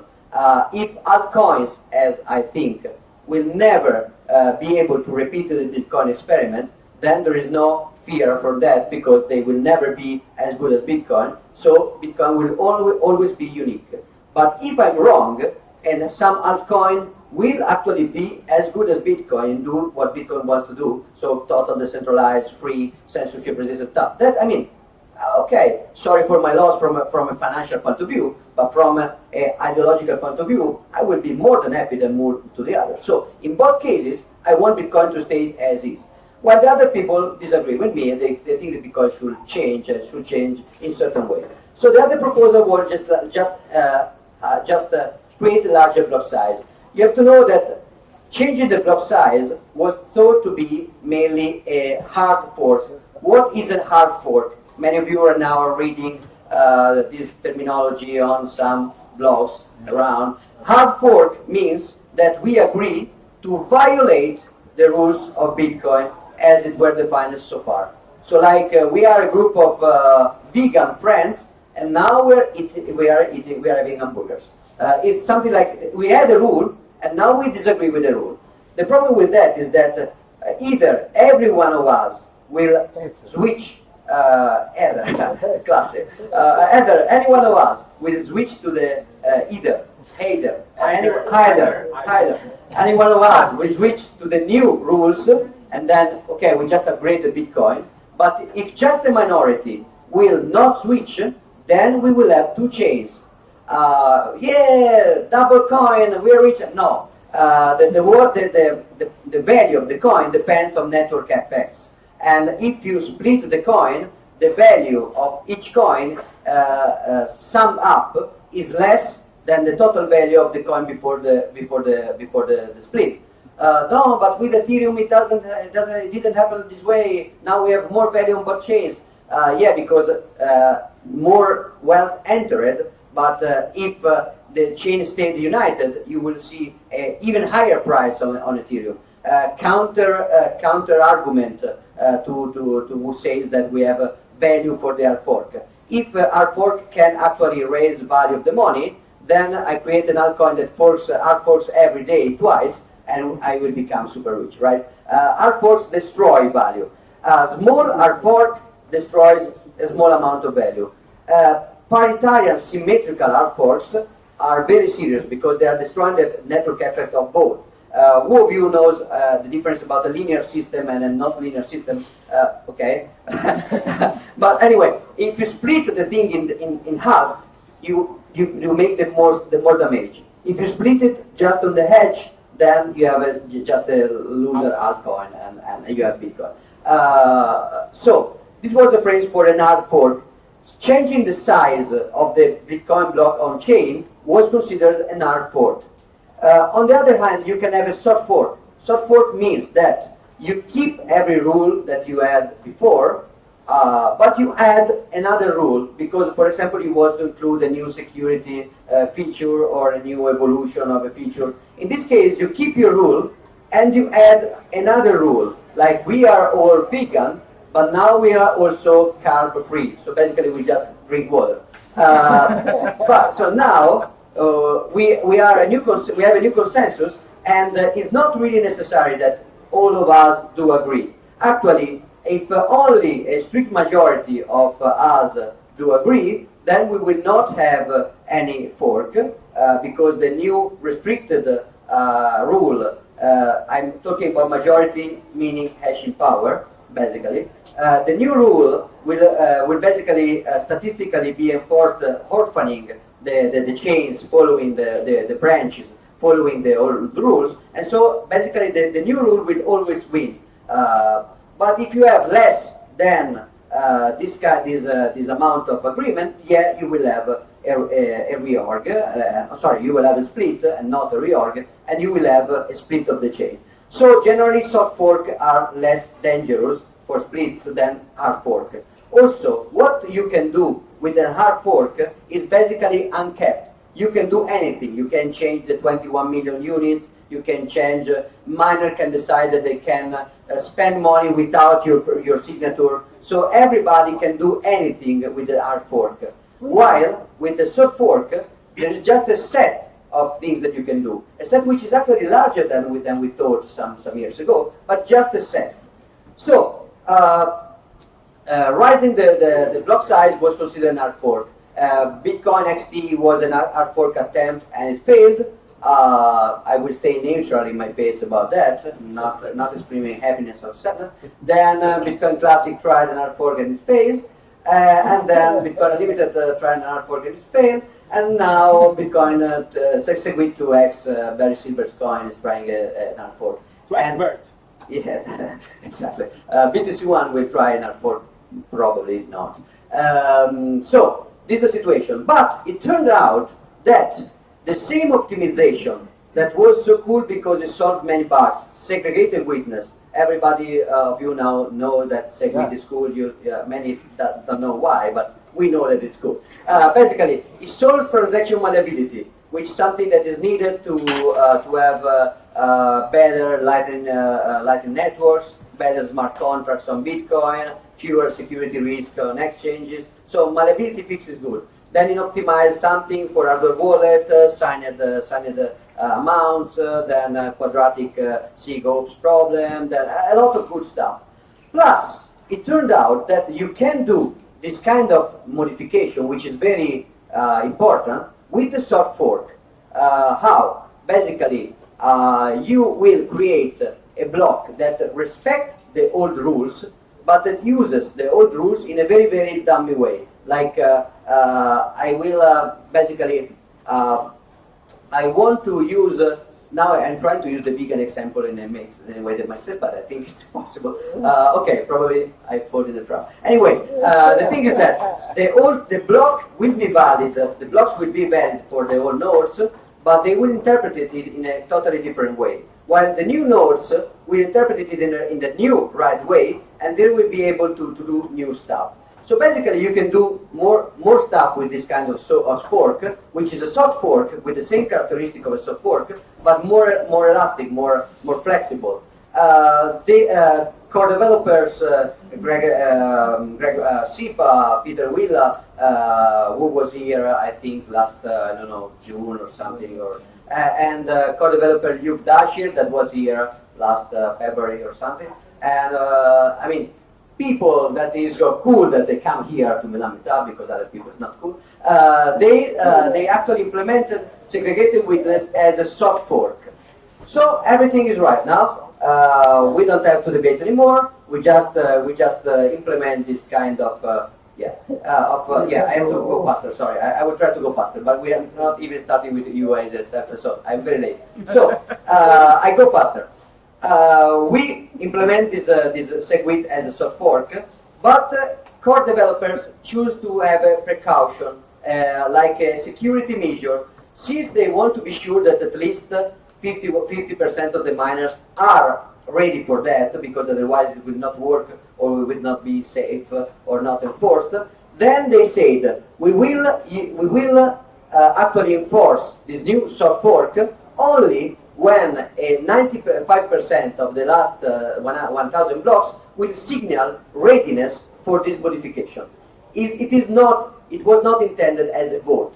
It was not like, do you agree or you don't agree? Because in theory, miners are providers for the Bitcoin system. They are not governors of the Bitcoin system. They just to provide a service. So the people said, if we agree to this modification, please, if we agree, we deploy it. But before we activate it, just signal that you are ready and you are not going to mess up or to do some shitty things or to that will not explode. And I will give you this bit, not beep, bit 1. If you put that in the header of the block, it means that you are ready for SEGWIT. It's not a poll, it's a request for readiness. It's not, we're not asking your opinion, we are asking your readiness. So that was the intent. But then people that started to be in opposite fronts about the fact that miners do control the rules, yes, as I think, and as your Bitcoin node does think, you as a Bitcoin node runner control the rules, and miners just select the longest chain following those rules, or most word chain, yeah. So they started to use the signaling as a voting process. We can signal this, but only if you do something else in exchange, which is an hard fork. So, in order to stop this political appropriation of Bitcoin, somebody came up with the idea of a user-activated soft fork. And this is basically something where the users say, we don't care, we will start enforcing SEGWIT at this date. If you're ready, good. If not, we can split the network. I'm sorry. Anyway, you will follow our branch because we are the economy and you are just service providers. So the miner, to stay profitable, will follow the UASF, user activated soft fork. So the date to start it was August the 1st. But then something else happened.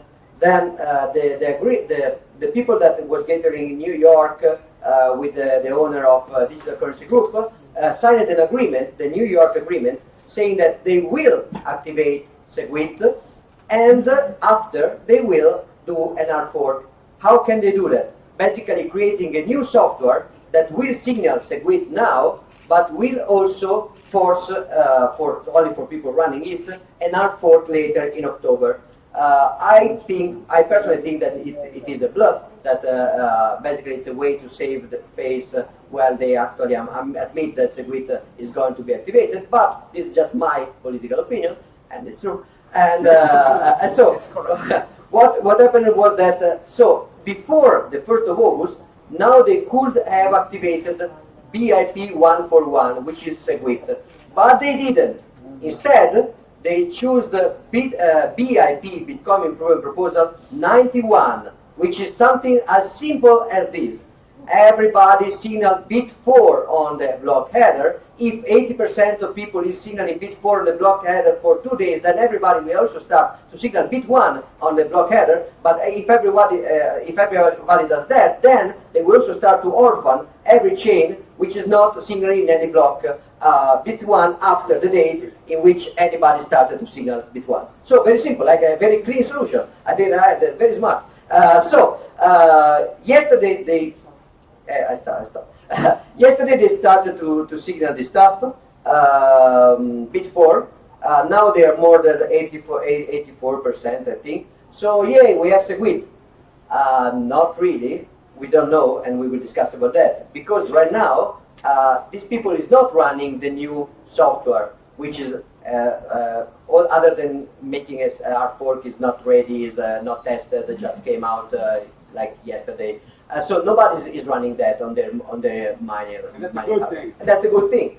But they are just manually signaling bit 1, and then manually bit 4, and then manually signaling bit 1, because there is no way to check what kind of software the miner is running. You can just see what kind of block you are receiving from them. So what happens now if after 2 days everybody was signaling bit 4, so now everybody is signaling bit 1, but some of those nodes are mining nodes also will orphan the chain and other nodes? We don't know. But since the people is seeing bit 4 going high, they think that SEGWIT is activated, so the price is high. And so we don't know, but the market is happy because everything is solved. It's not. Let's discover together what will happen. So who's got what? I have a question. I didn't start the question. Okay. So I will give. So I will do something like this. Just a quick remark on what the hell is happening for all of you, and then I will start with the question. Okay. So what the hell is going on? Wow. Thanks for the truly objective introduction.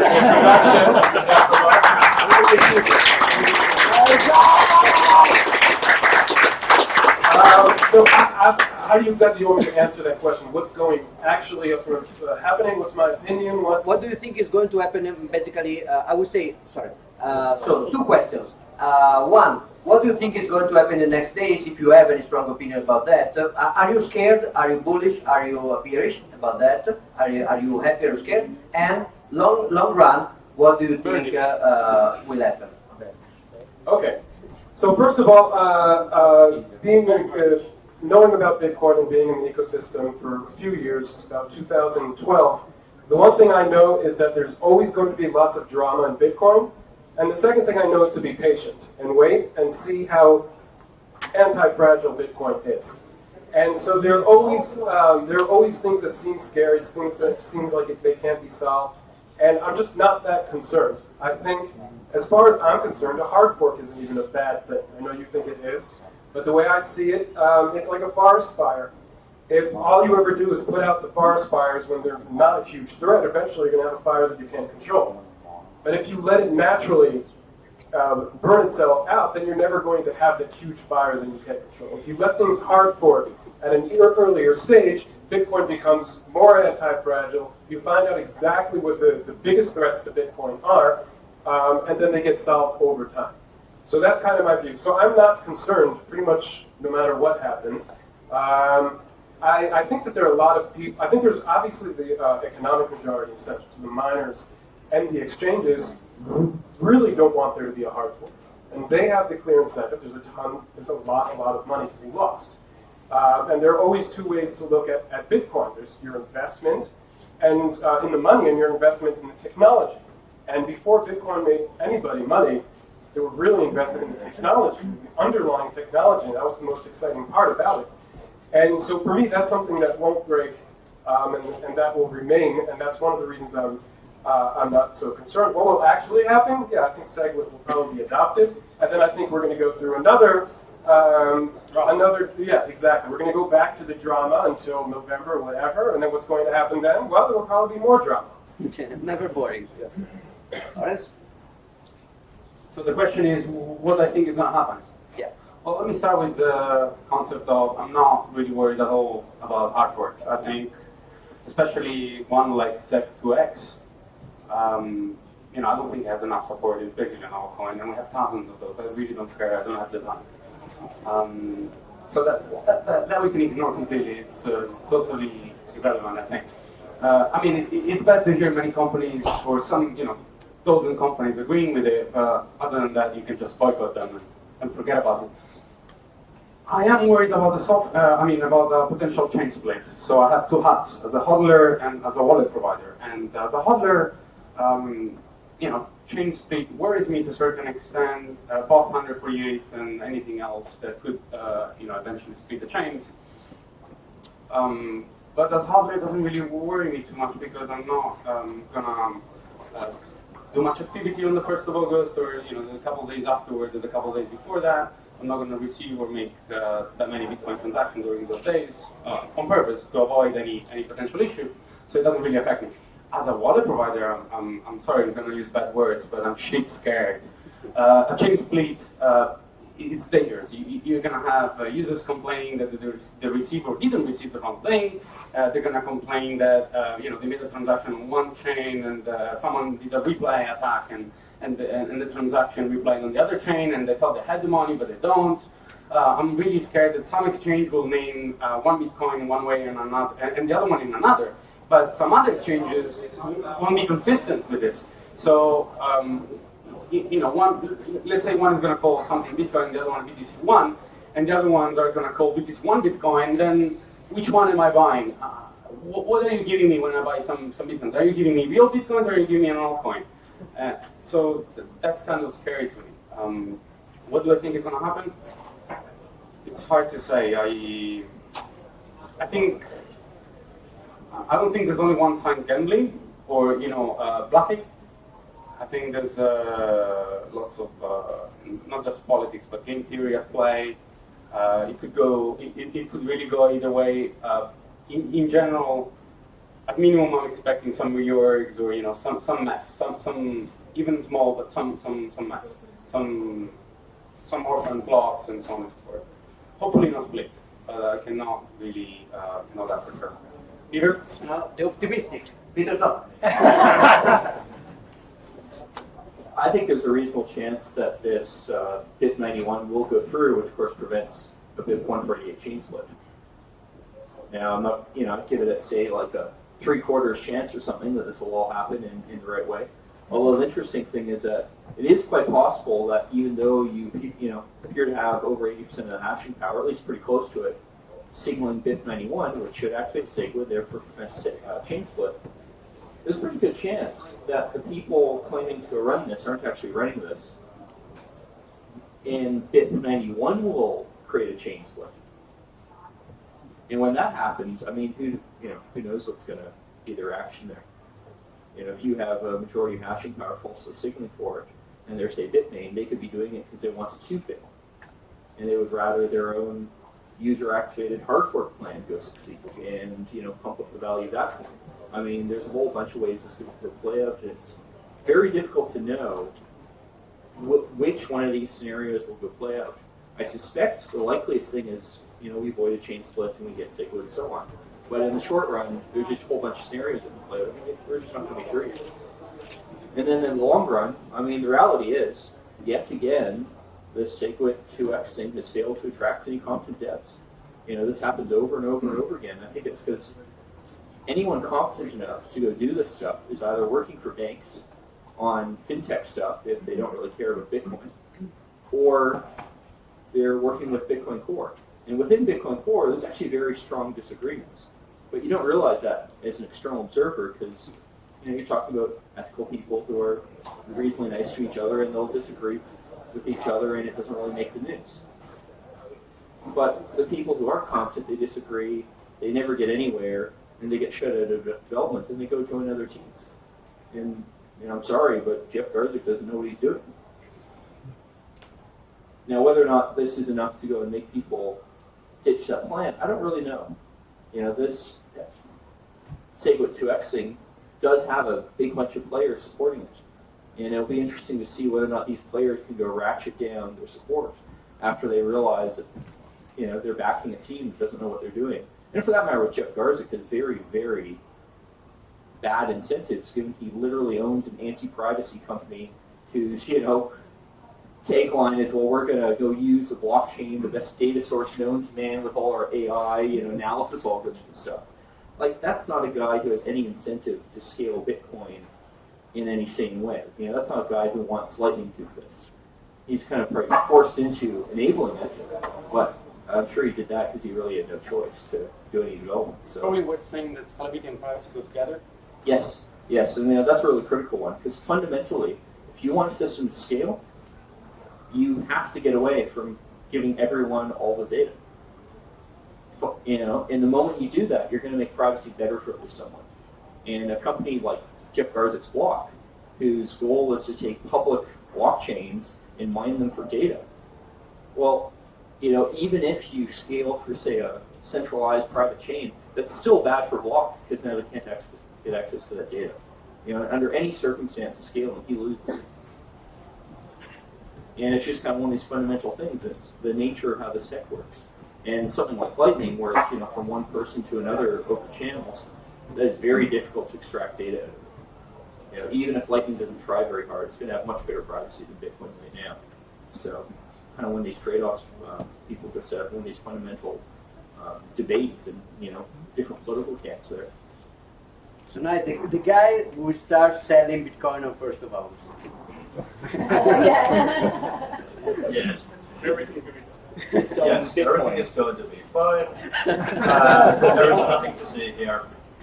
But to be completely serious, I am not extremely worried about what's going to happen. Bitcoin has gone, and the users of Bitcoin have gone through a lot of major upheavals during the time Bitcoin has existed, and Bitcoin has always risen again even from the ashes. So I don't really see that this would, in the long run, destroy Bitcoin or anything like that. Of course, in the shorter period of time, there might be many issues around the time we are launching, of course, but that's besides the point. But on the other hand, I'm fairly convinced that this experience of scaling debate is going to influence the Bitcoin positively, because we get, well, let's say more experience how these changes are implemented and who are actually the ones who are deciding on it. So we have more data and more history we can refer to in the future. Well, there are many possible outcomes, but there's only going to be one actual outcome. So my prediction is that most predictions will be wrong. And not only that, we're going to find out. Well, my prediction is the hell if I know. So I'm guaranteed to be right, basically. And the other good thing is we're going to find out very soon, in a very clear way. So we'll get to see who's bullshitting and who is either lucky or knows what they're talking about. As somebody in the ATM business, yeah, it's hell. It's like people are starting to ask us about other altcoins, so it's good for their altcoins. And I guess it's good for the entire ecosystem to kind of be able to deal with these things. And over time, that just makes the system stronger, it makes everybody stronger. And yeah, I do think we'll come out fine the other end. But there's going to be a lot of drama, there's going to be a lot of press, and there'll be more buyers. So overall, looking forward to getting my popcorn out, or my meat out, as a Zucco follower. Any questions? Garcia? That's fascinating, but I have Bitcoin. What should I do from now until the end of August? Hodl, hard. Actually, Hodl. Anybody else have any other? Hodl in your own wallet, that you have your own private keys. Yeah. Hodling on Coinbase apparently is a very, very bad idea. And it's interesting, like right now, a couple hours ago, they announced that they're not going to honor your coins for this Bitmain, new coin that they're creating. Now, if you have, $10,000 worth of coins on Coinbase, I would be surprised if that new coin is worth, say, 10% of Bitcoin. Well, that's $1,000 you just lost. There is no reason why you should ever keep your coins on services like that. It just makes no sense. yeah, regardless of this potential chain split, you really don't want to hold coins on an exchange unless you're a trader, and even then, be careful. When it comes to chain splits, yeah, you shouldn't hold coins on an exchange, you shouldn't hold coins on an online wallet, and even when it comes to multi-sig wallets, such as Green Address or others, unless they support every possible chain split, and we don't know that yet because we don't even know how many there will be and how much it will cost to support all of them. Really, what you want to do is make sure that you have 100% control. Whether that means having a 2 or 3 sub wallet or whatever that is, you really want to have control of your coins in your own wallet. And if it is multi-sig with whichever, with some other friends or with some company, you want to make sure that they're going to agree with you whatever you want to do, once it splits, because you're going to have coins on both chains. You may want to dump some of them. You may want to keep all of them, whichever. And actually, I have a suggestion. That there isn't a question about this, but I'm going to say it anyway. if there is a chain split, be careful when you take your keys out of either cold storage or maybe a hardware wallet or whatever.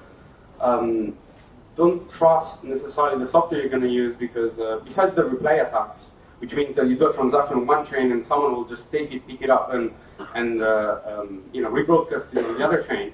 Besides that, you still have issues of using buggy software, pretty much. You don't know what the buggy software is going to do. Maybe it's just buggy and you're lucky it just crashes. Maybe you're not lucky and it leaks your private key through K. I don't really know, but just don't trust verify. I don't really have that much to add. I agree with everything that's been said on this question. But of course, the most dangerous thing to do is to try to trade while this is all happening, and you're not sure, and you see that there's a fork now, and you think, oh, I better get rid of it. That's probably the worst time. Trading now probably will cause the most issues. And in fact, I believe Coinbase said they were going to shut down operations in case of a fork. We've recommended that the operators of our Bitcoin ATMs do the same if there's a fork. Wait till the dust settles. But other than that, I agree with Adam. I want to point out, though, the advice shouldn't have to be to go shut down. Now, the reason why the shutdown advice is good is, frankly, because we've got very dishonest devs in other coins. And I'll go point out SEGWIT 2x with Jeff Garzik as an example, who have failed to include replay protection.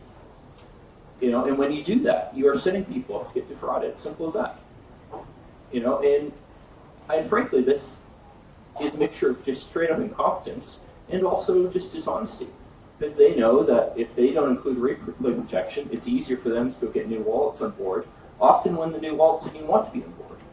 This is dangerous and should stop. And I'll have to say, Bitmain did include replay protection in their, I think, what do they call it, Bitcoin Cash or something thing? ABC. Yeah. Bitcoin ABC and Client Bitcoin Clash thing. And, that's a very good move of them, and I applaud them for it. Okay, now you can start. Okay, I do this two, and then that, and then that. So, actually, first thing is an advice for you, Giacomo. When next time you talk about groups, never start from vegans. They are a minority, and oh, we are all streaming. Oh. Yeah. Things are changing. Anyway, actually, I have a doubt.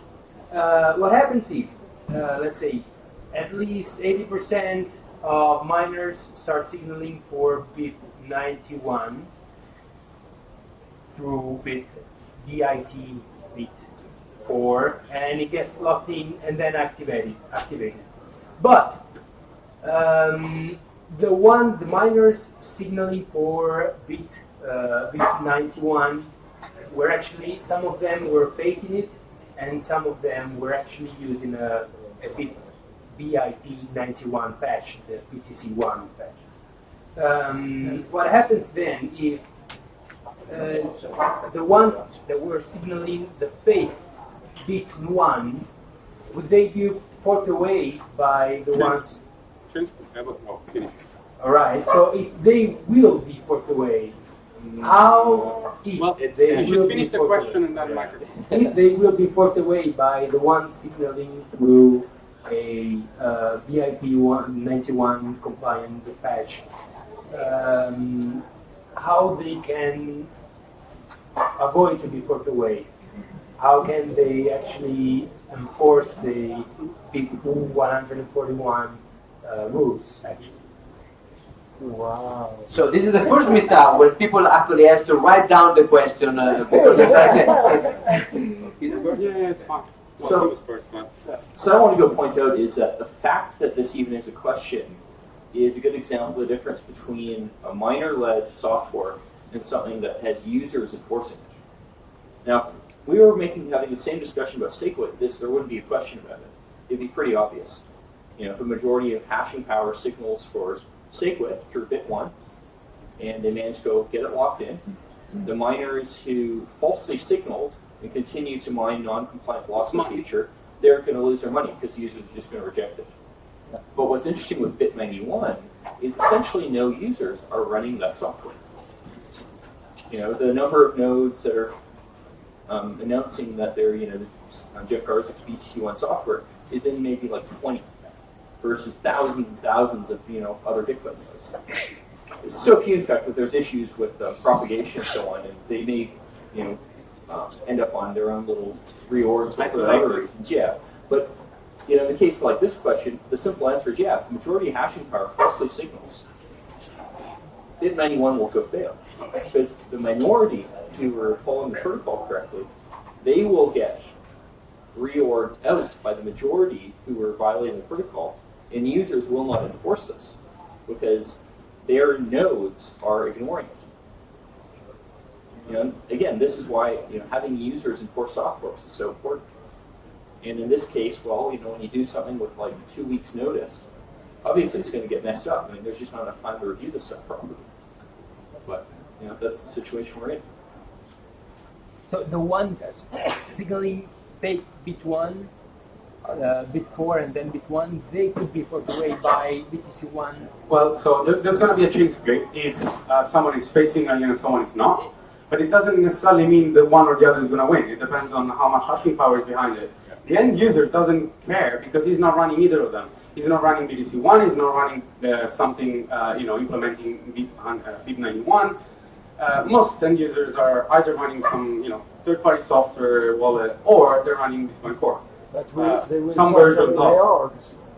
They will suffer the reorgs because at the end of the day, they just follow the longest chain when these rules apply. So the longest valid chain.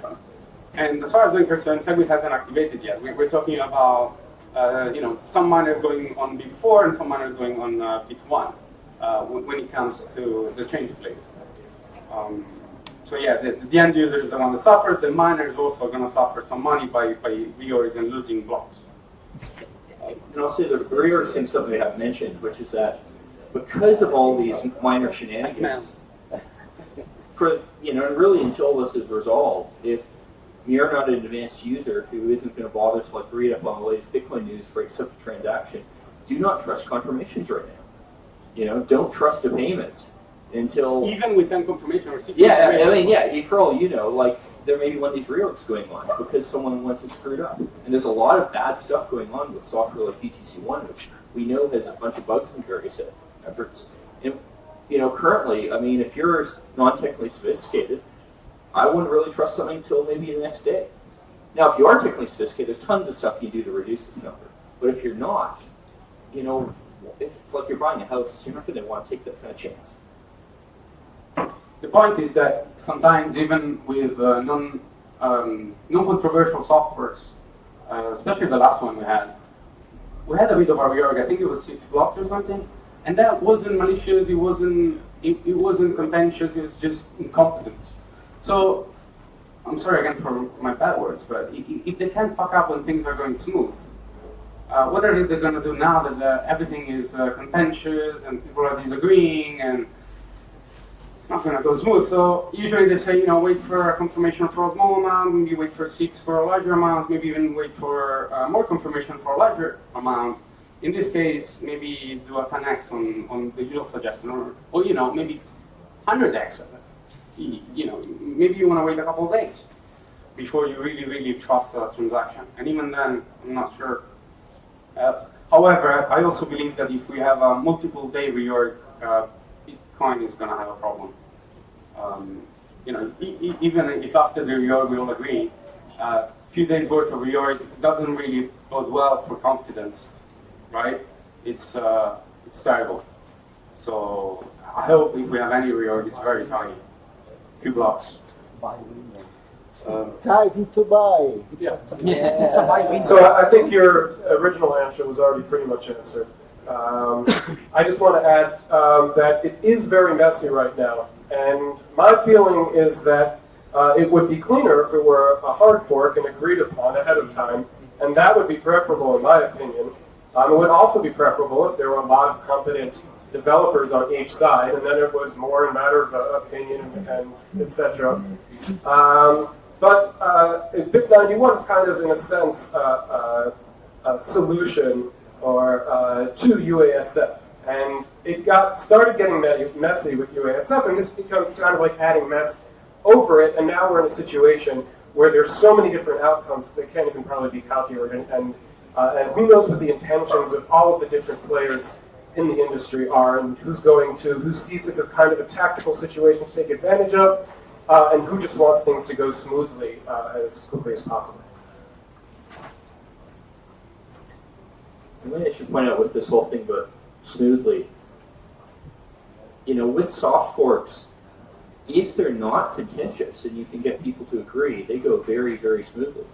And this is why, the standards being picked at 95% threshold. The assumption is that everyone in the ecosystem comes to consensus. If anything, it's more like 100% consensus, and you leave the 5% in case someone is on vacation or something. And everyone agrees, it switches over at the right conditions, and that's that. And it's really pretty boring. And historically, we've seen that happen. Now, the last time around, because the miners doing something called spy mining, where they don't actually validate blocks, they mess that up. Although it was done in such a way that if you were running full node, that would have never affected you. So, that was only an issue for wallets that had poor security. But, I would kind of push back on this idea that hard forks are cleaner. Hard forks are always more dangerous. If you can make things backward compatible, that's great, under the same circumstances.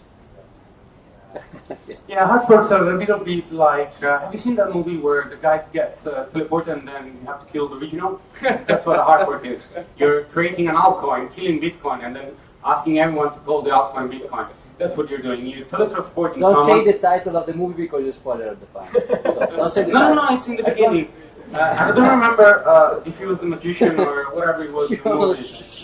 It's a nice movie. It's not the beginning. It's not the beginning. Sorry, Todd. Bad memory. But no, the point is that you're kind of doing that. You're making a copy of yourself and then going, oh shit, the original is still there. Well, what am I going to do? I'm going to kill him. That's what you're doing. So yeah, hard forks I think are risky.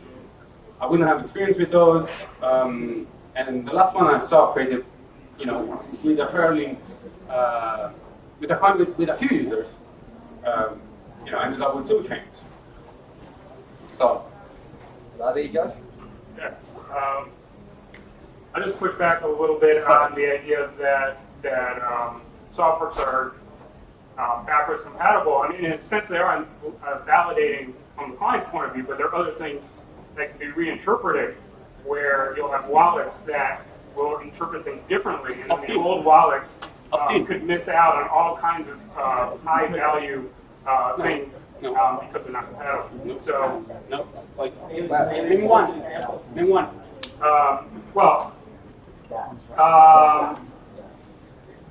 It's opt-in. It doesn't do that. An example, just off the top of my head, this isn't necessarily a soft fork, but colored coins, where you're interpreting things differently. So, a wallet that doesn't know about colored coins, somebody sends a super high value colored coin, but you don't know that it's super high value, and you'll just send it, It's not a soft fork, but it's the same idea. I will step in to defend Josh. If you enforce as a software colored coin... With the microphone, please. If you do a asset-enabled, Bitcoin asset-enabled soft fork, so you just count the generic asset, and then you are actually adding a rule that is... I would not say that's a soft fork. What? That this is soft fork? No, not economically, because you have changed economics. So this is an important distinction.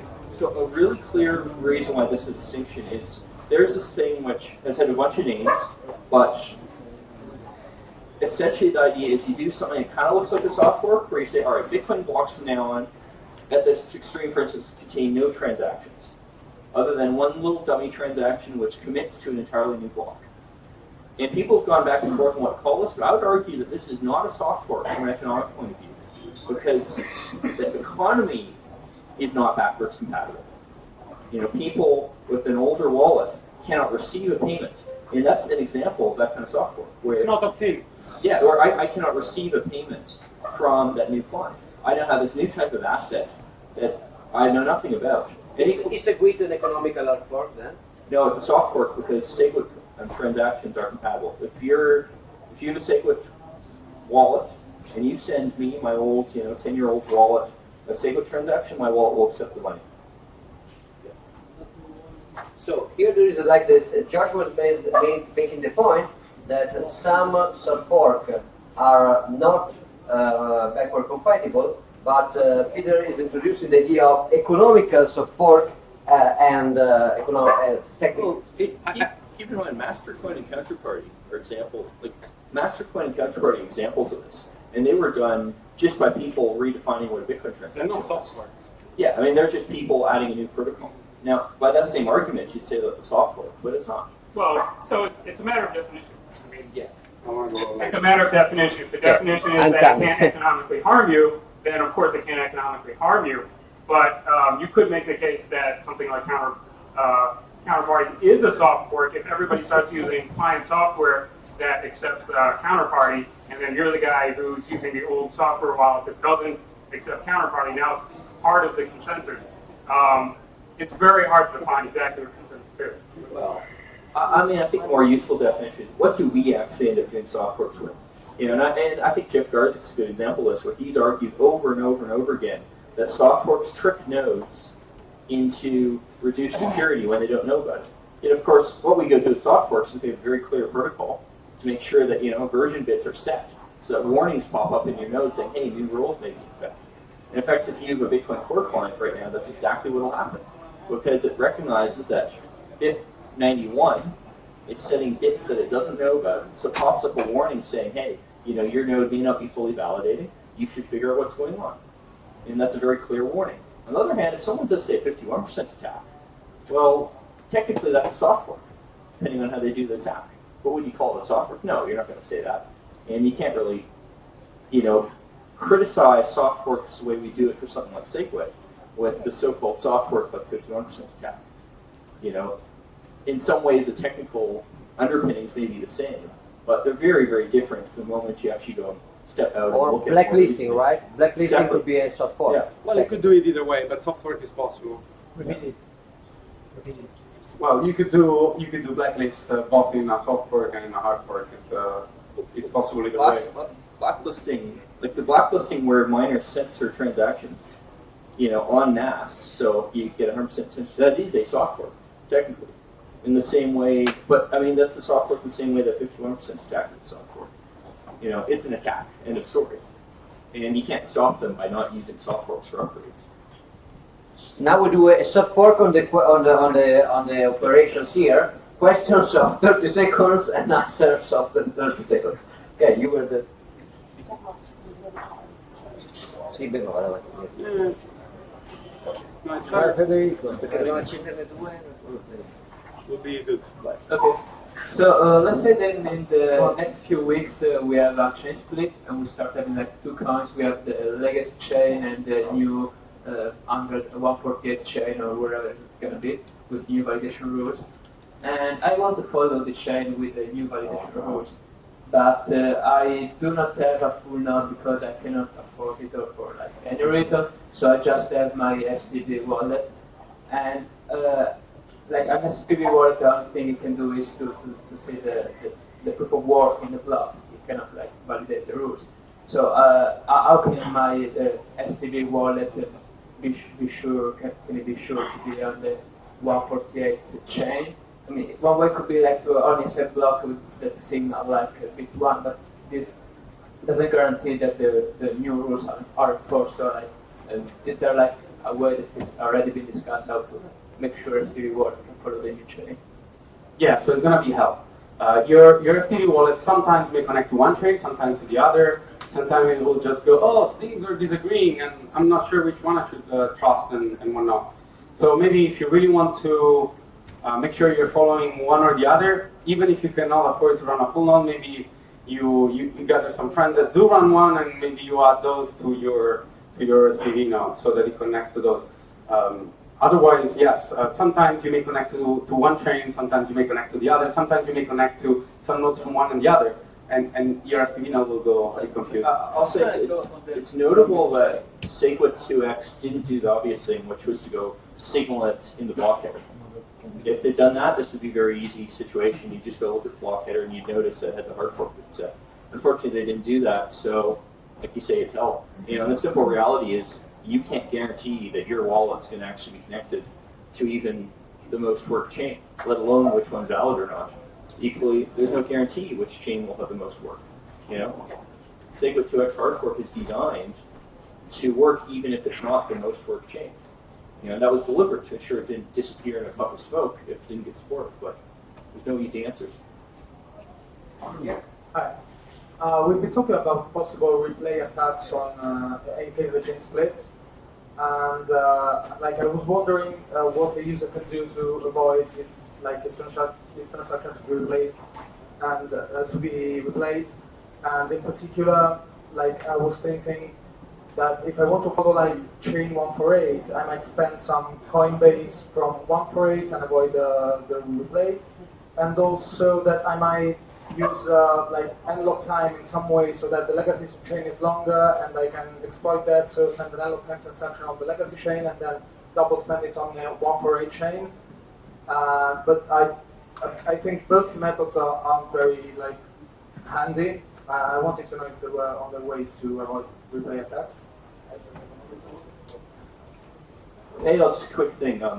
So Bitmain's Bitcoin Cash altcoin, they've solved this very easily, which is to essentially, slightly modify the way signatures are generated, so transactions on one chain are valid on another. I mean, it's a very, very simple thing to do. I replied, right? Yeah, I mean, that's exactly how it works. It's completely robust. You'd never have any worry. 4.5. For ABC. Yeah, for ABC. But for chains that don't do this, I mean, you're screwed, basically. What ultimately, like for a non-technical user, the only way is to go get a wallet that has support to split things. And that's a ton of work to do. I mean, I was actually asked to go write that up, and I looked at it, this can be like 2 months of hard, like a month or so of like hard work, at least, writing it up and making it work. And, this is why, like, you have to go have replay protection if you want to do an ethical split. And I think even like Bit 148 was pretty dubious for not doing this, but what can you do? And I think you're right. The two options you have is either getting some Coinbase from one of the sides or trying to use unlock time where one chain is faster than the other. Another thing that I heard that I'm not sure but could work is RDF, because I believe that one of the chain splits potentially doesn't support at all RDF, which means one transaction may broadcast 1-1. You have no guarantees whatsoever. Miners can always mine them regardless. It's all about trying, hoping, and you may make it. Once you have one coin split, though, you can use that to contaminate everything you want. Right. If you're an exchange, you can use that to split all the funds. If you are a wallet that centralizes UTXOs, so that centralizes the funds of all the users, you can do that.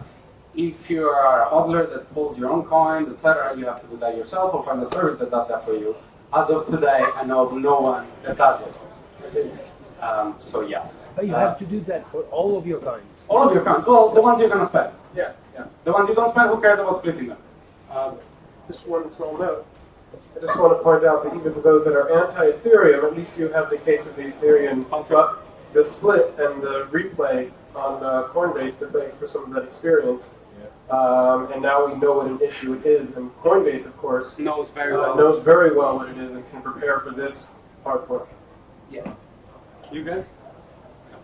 Next. And just one more very fast question is that when we were talking about economics of fork, and it was like, and Peter said that like if I have a 10 years old wallet which is not SEGWIT compliant, then if I get a transaction, that wallet is going to recognize that transaction.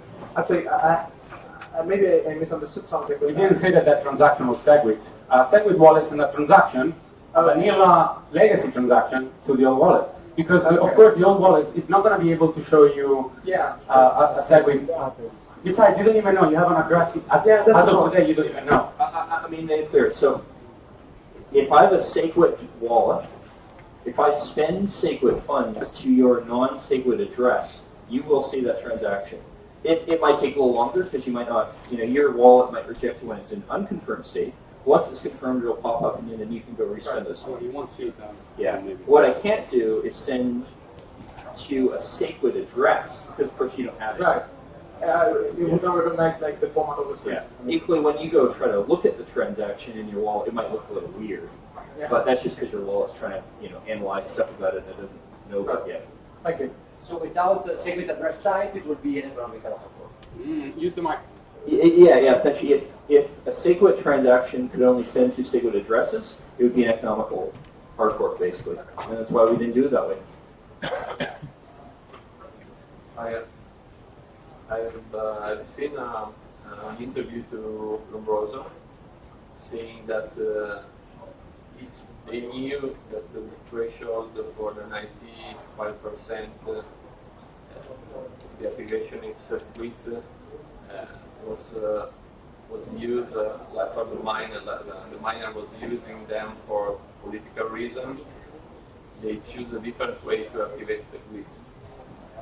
So, which could be the long-term solution for the next activation of some changes. I mean, frankly, it's going to depend. Like, if we're lucky, what's going to happen is a bunch of the miners who are causing us problems are just going to leave and mine, say, Bitcoin Cash in the future. You know, in the ideal case, I think there's a really good, thing to go say for the Bit9 mechanism, which is that, yeah, it's very safe. It might take a little longer, but it is very safe. The problem is safety can kind of have a next level to it, which is if you induce political fights, the effect on the protocol itself may be less safe than what you're trying to protect against in the first place. So, we might end up, I think if I got the right number, bit 8, if I remember correctly. It's kind of like bit 9, but there's sort of a timeout where after the timeout it just activates regardless of what miners say. You can also imagine things where, the threshold gets reduced over time, or things where, you have people sign with their coins to say, yes, I am a hodler and I believe this is a good thing, and I will support this coin if you do so. And there's a whole bunch of different mechanisms. Equally, I mean, in the way off future, you can imagine things where miners don't even validate anyway, and they don't have any insight into the rules. And it's purely based on what users do, and miners just, record data. So, a whole bunch of stuff possible in the future. Lightning, fortunately, doesn't have any of these problems. On the lower level, Lightning is Bitcoin consensus. On a higher level, if I and you use a different Lightning protocol than those two, it's completely irrelevant. They're free to do what they want, and we're free to do what we want. Yeah, I think it's the same as when we're on the internet we use the same protocol, but when we're on our own local area network, we're free to use whatever we want. We don't care about compatibility with the external world because we're focused on our LAN or our local area network. And I think Lightning is a bit like that in a way because you don't really affect the consensus layer. So to answer your question, I think that 149 is an option that many are looking at as a long-term alternative to 148 and an alternative to 141. It is 8, right? It's using BPay, as far as I know. I haven't done as much research because it's a longer term and it's completely dependent on what's going on right now. It may never happen. Another option I would really like is SEGWIT without a block size increase. So maybe that gets proposed if this doesn't work. Because it's safer from a decentralization point of view, and it still gives a bunch of features, the ones that Giacomo described initially, that are really positive for Bitcoin. They're win-win-win. Shall I? Yeah. Okay, so you actually talked about, let's say that on the 1st of August there is this big change, whatever, soft fork, hard fork, I don't know. You actually talk about buggy software, replay attacks, different chains, whatever. So I'm really scared. From the point of view of a normal user, how do I know? I mean, like,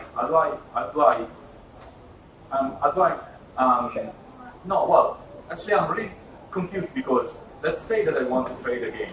I don't know that it's really safe to start trading again. This is a really good question. That was my point because you were actually talking about length of the chain and a lot of other stuff, but I really don't know when I can start again to use my coins. So I actually need something. I mean, someone. I need a sign. Yeah, decentralized consensus is different, isn't it? You trust Bob? No, I don't trust anyone, but I want an answer.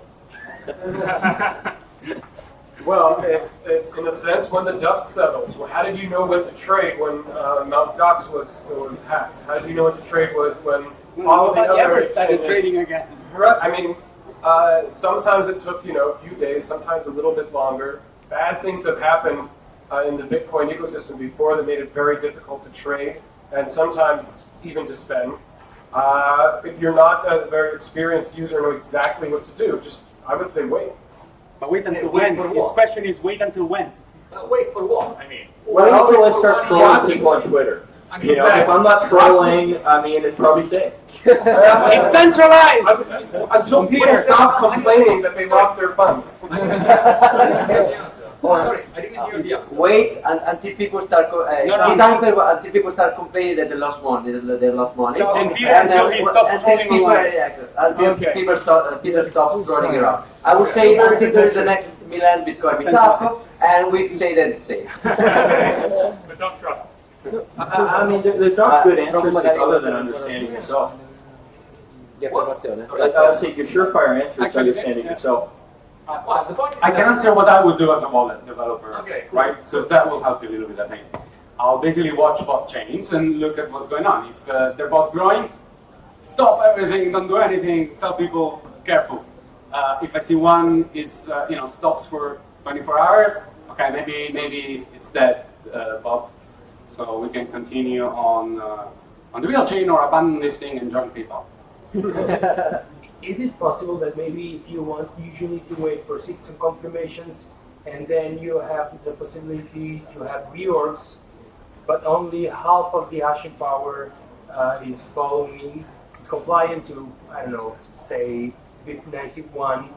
So you should wait for twice as much confirmations because it's even more. 6 confirmations even more divided by 0.50. Yeah, I mean, I think the thing I'd really say to that is if you're at the point where you're trying to do math on it, you're probably misunderstanding what your threats actually are. You know, like you come up with models where you can get like a nice clean answer. I mean, the number 6 itself is one of these things where someone did up a model and they came up with a nice answer, namely Satoshi and Satoshi taker. But 6 doesn't necessarily have any relevance to the real world. You know, if you're in a position where there could be a reorg of more than like 2 blocks, chances are it's because something's wrong, and when something's wrong, who knows what's going to happen. So, honestly, kind of only good answer you can get is wait till you think the dust settled, and if you have an automated system where you're accepting without a human being in the loop, looking at what's happening, maybe the best advice I can give you is figure out a cap for how much money you can lose, and once you lose that much money, just shut down the system and wait for a human to start looking at it. And that human, the first thing they should do is probably go read Reddit. Yeah. I have a question for Peter.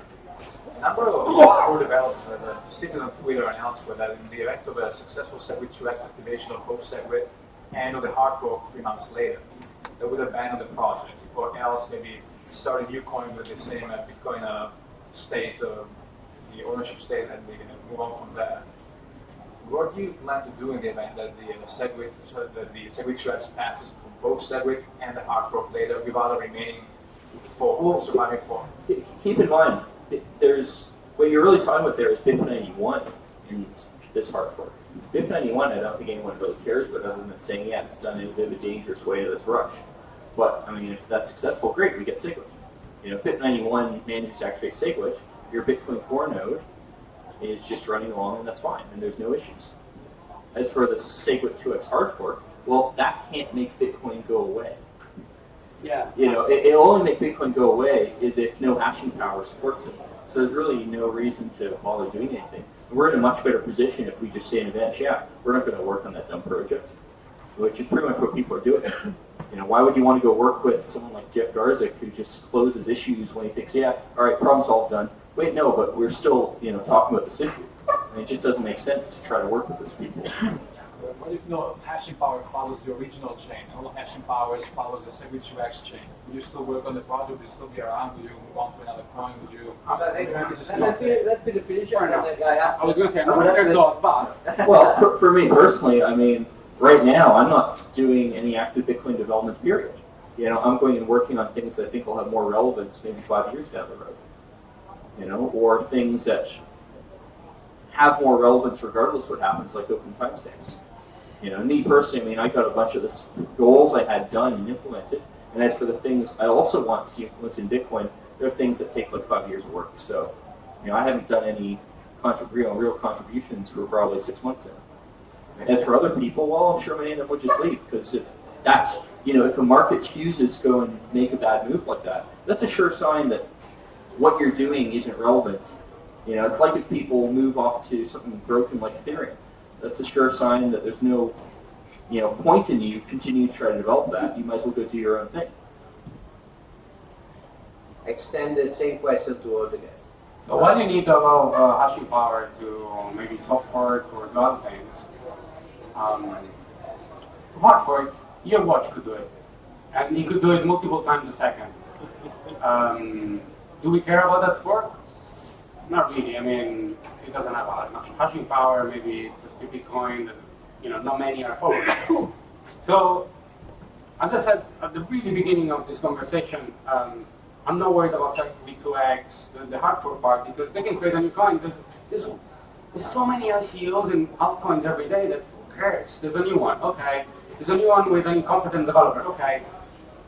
It's not news. Now, if all the miners of Bitcoin move to that, that's a different question, because then you're saying, oh, Bitcoin is not progressing.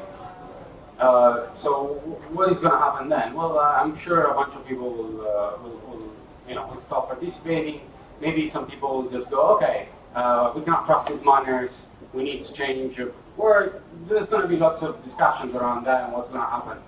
But yeah, I believe that at least some Bitcoin core developers, and at least myself, will leave if Bitcoin, as we know it today, stops to exist. If there's a new altcoin, a hard fork, I don't care.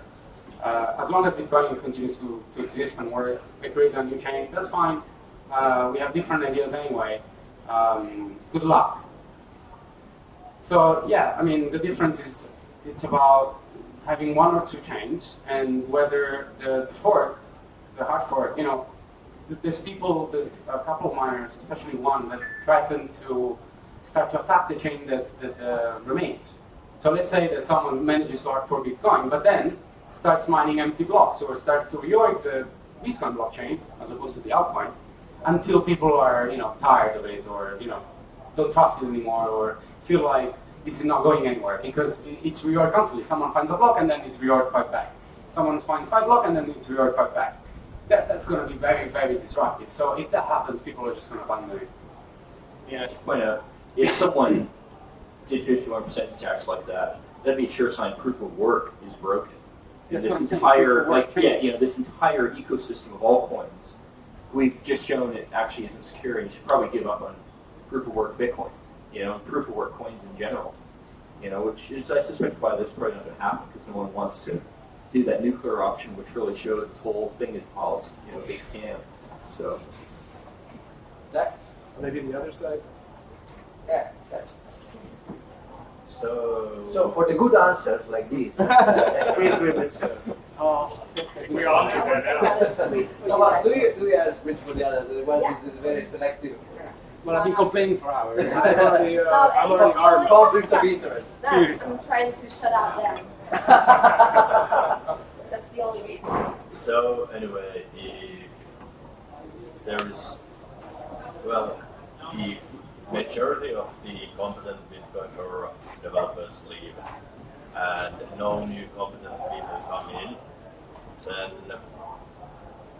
I don't know. It's very hard to say if they will ruin Bitcoin immediately or in few months.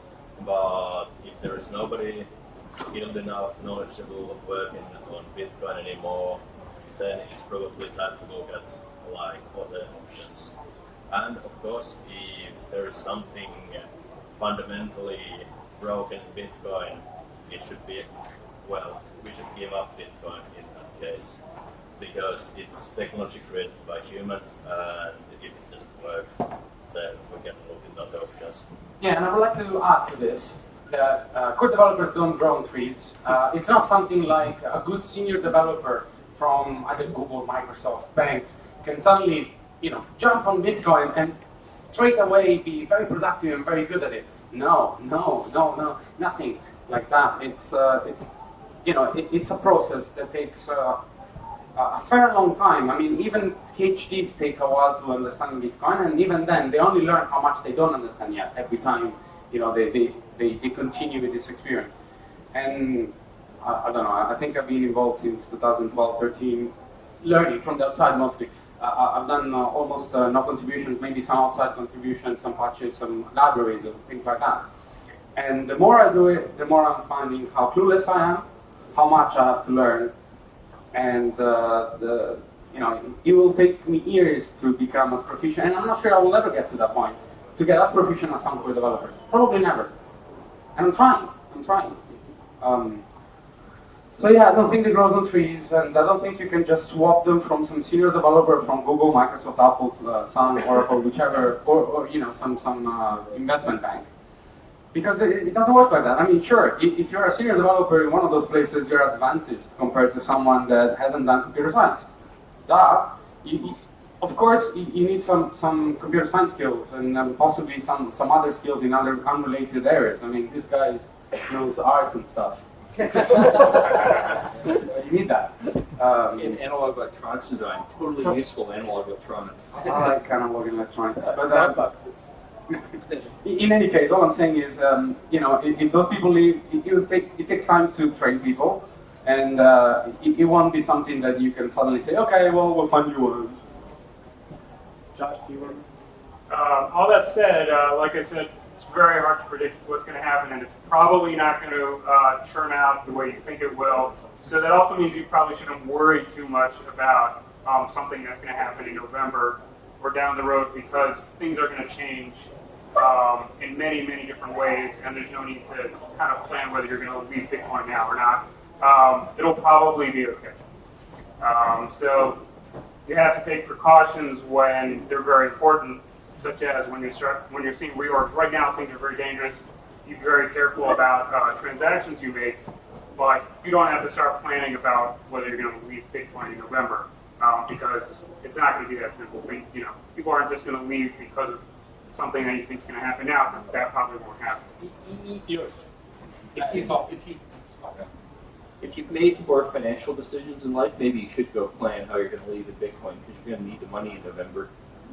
But then you say don't never invest more than you can afford to lose. Like standard things, don't invest more than you can afford to lose.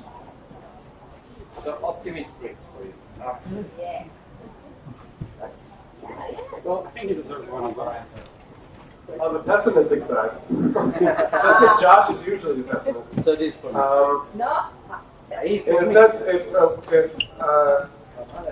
think I kind of agree with what Peter was saying, was that if proof of work is fragile, it's going to break, we're going to find out.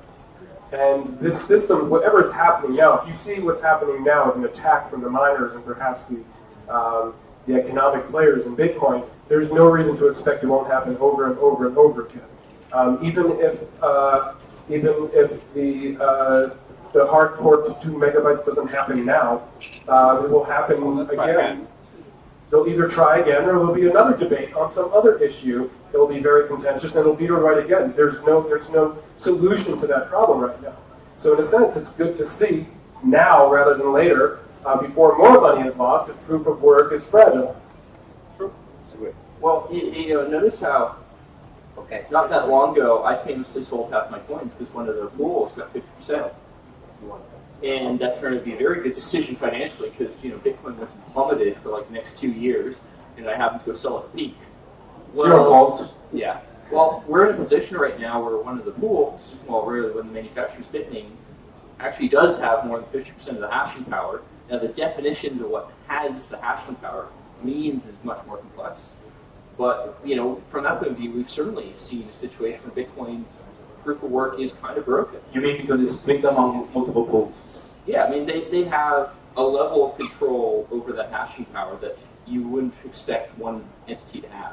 It's done in a very clever web of business relations and so on, but that's not the scenario that we were supposed to be in. We're supposed to be in a scenario where every single player is independent and has much more freedom against each other, and we're just not in that situation. We're just lucky that proof of work is other reasons why it's fairly secure. Even if you have 100%, you still can't do a reorg without spending a lot of money. But we're not in a very good position right now. Yeah, I agree with that, and just the whole New York agreement, where 90% are signaling New York agreement now, which kind of a lot of people are kind of cheering on, and SEGWIT's going to happen and stuff. But anytime you see something like that, that's a dangerous time where you have that much agreement for something like this. And I hope people start thinking about those core problems instead of being obsessed with just 2 megabyte SEGWIT, UASF. These are kind of shallow issues. The deeper issues, I think, are a lot more interesting. How do you get this global consensus so that you can do all kinds of cool stuff? So guys, I'm not asking you to stop asking questions to the guests. Just do it later inside. I will kidnap them for a photo opportunity right now, and then the scam coin board. Yeah, with the scam coin board. And so next meetup will probably not be held in August. There is a blood sample coming here. We wanted to do an Ethereum scam meetup, but I had the blood if you remember. But the thing is that in August probably we will just waste it, so we will postpone it to September or something. Yes. So if Bitcoin still exists. If Bitcoin still exists, otherwise it will be I don't know, a PGP meetup or a Todd. So good night everybody. Bye.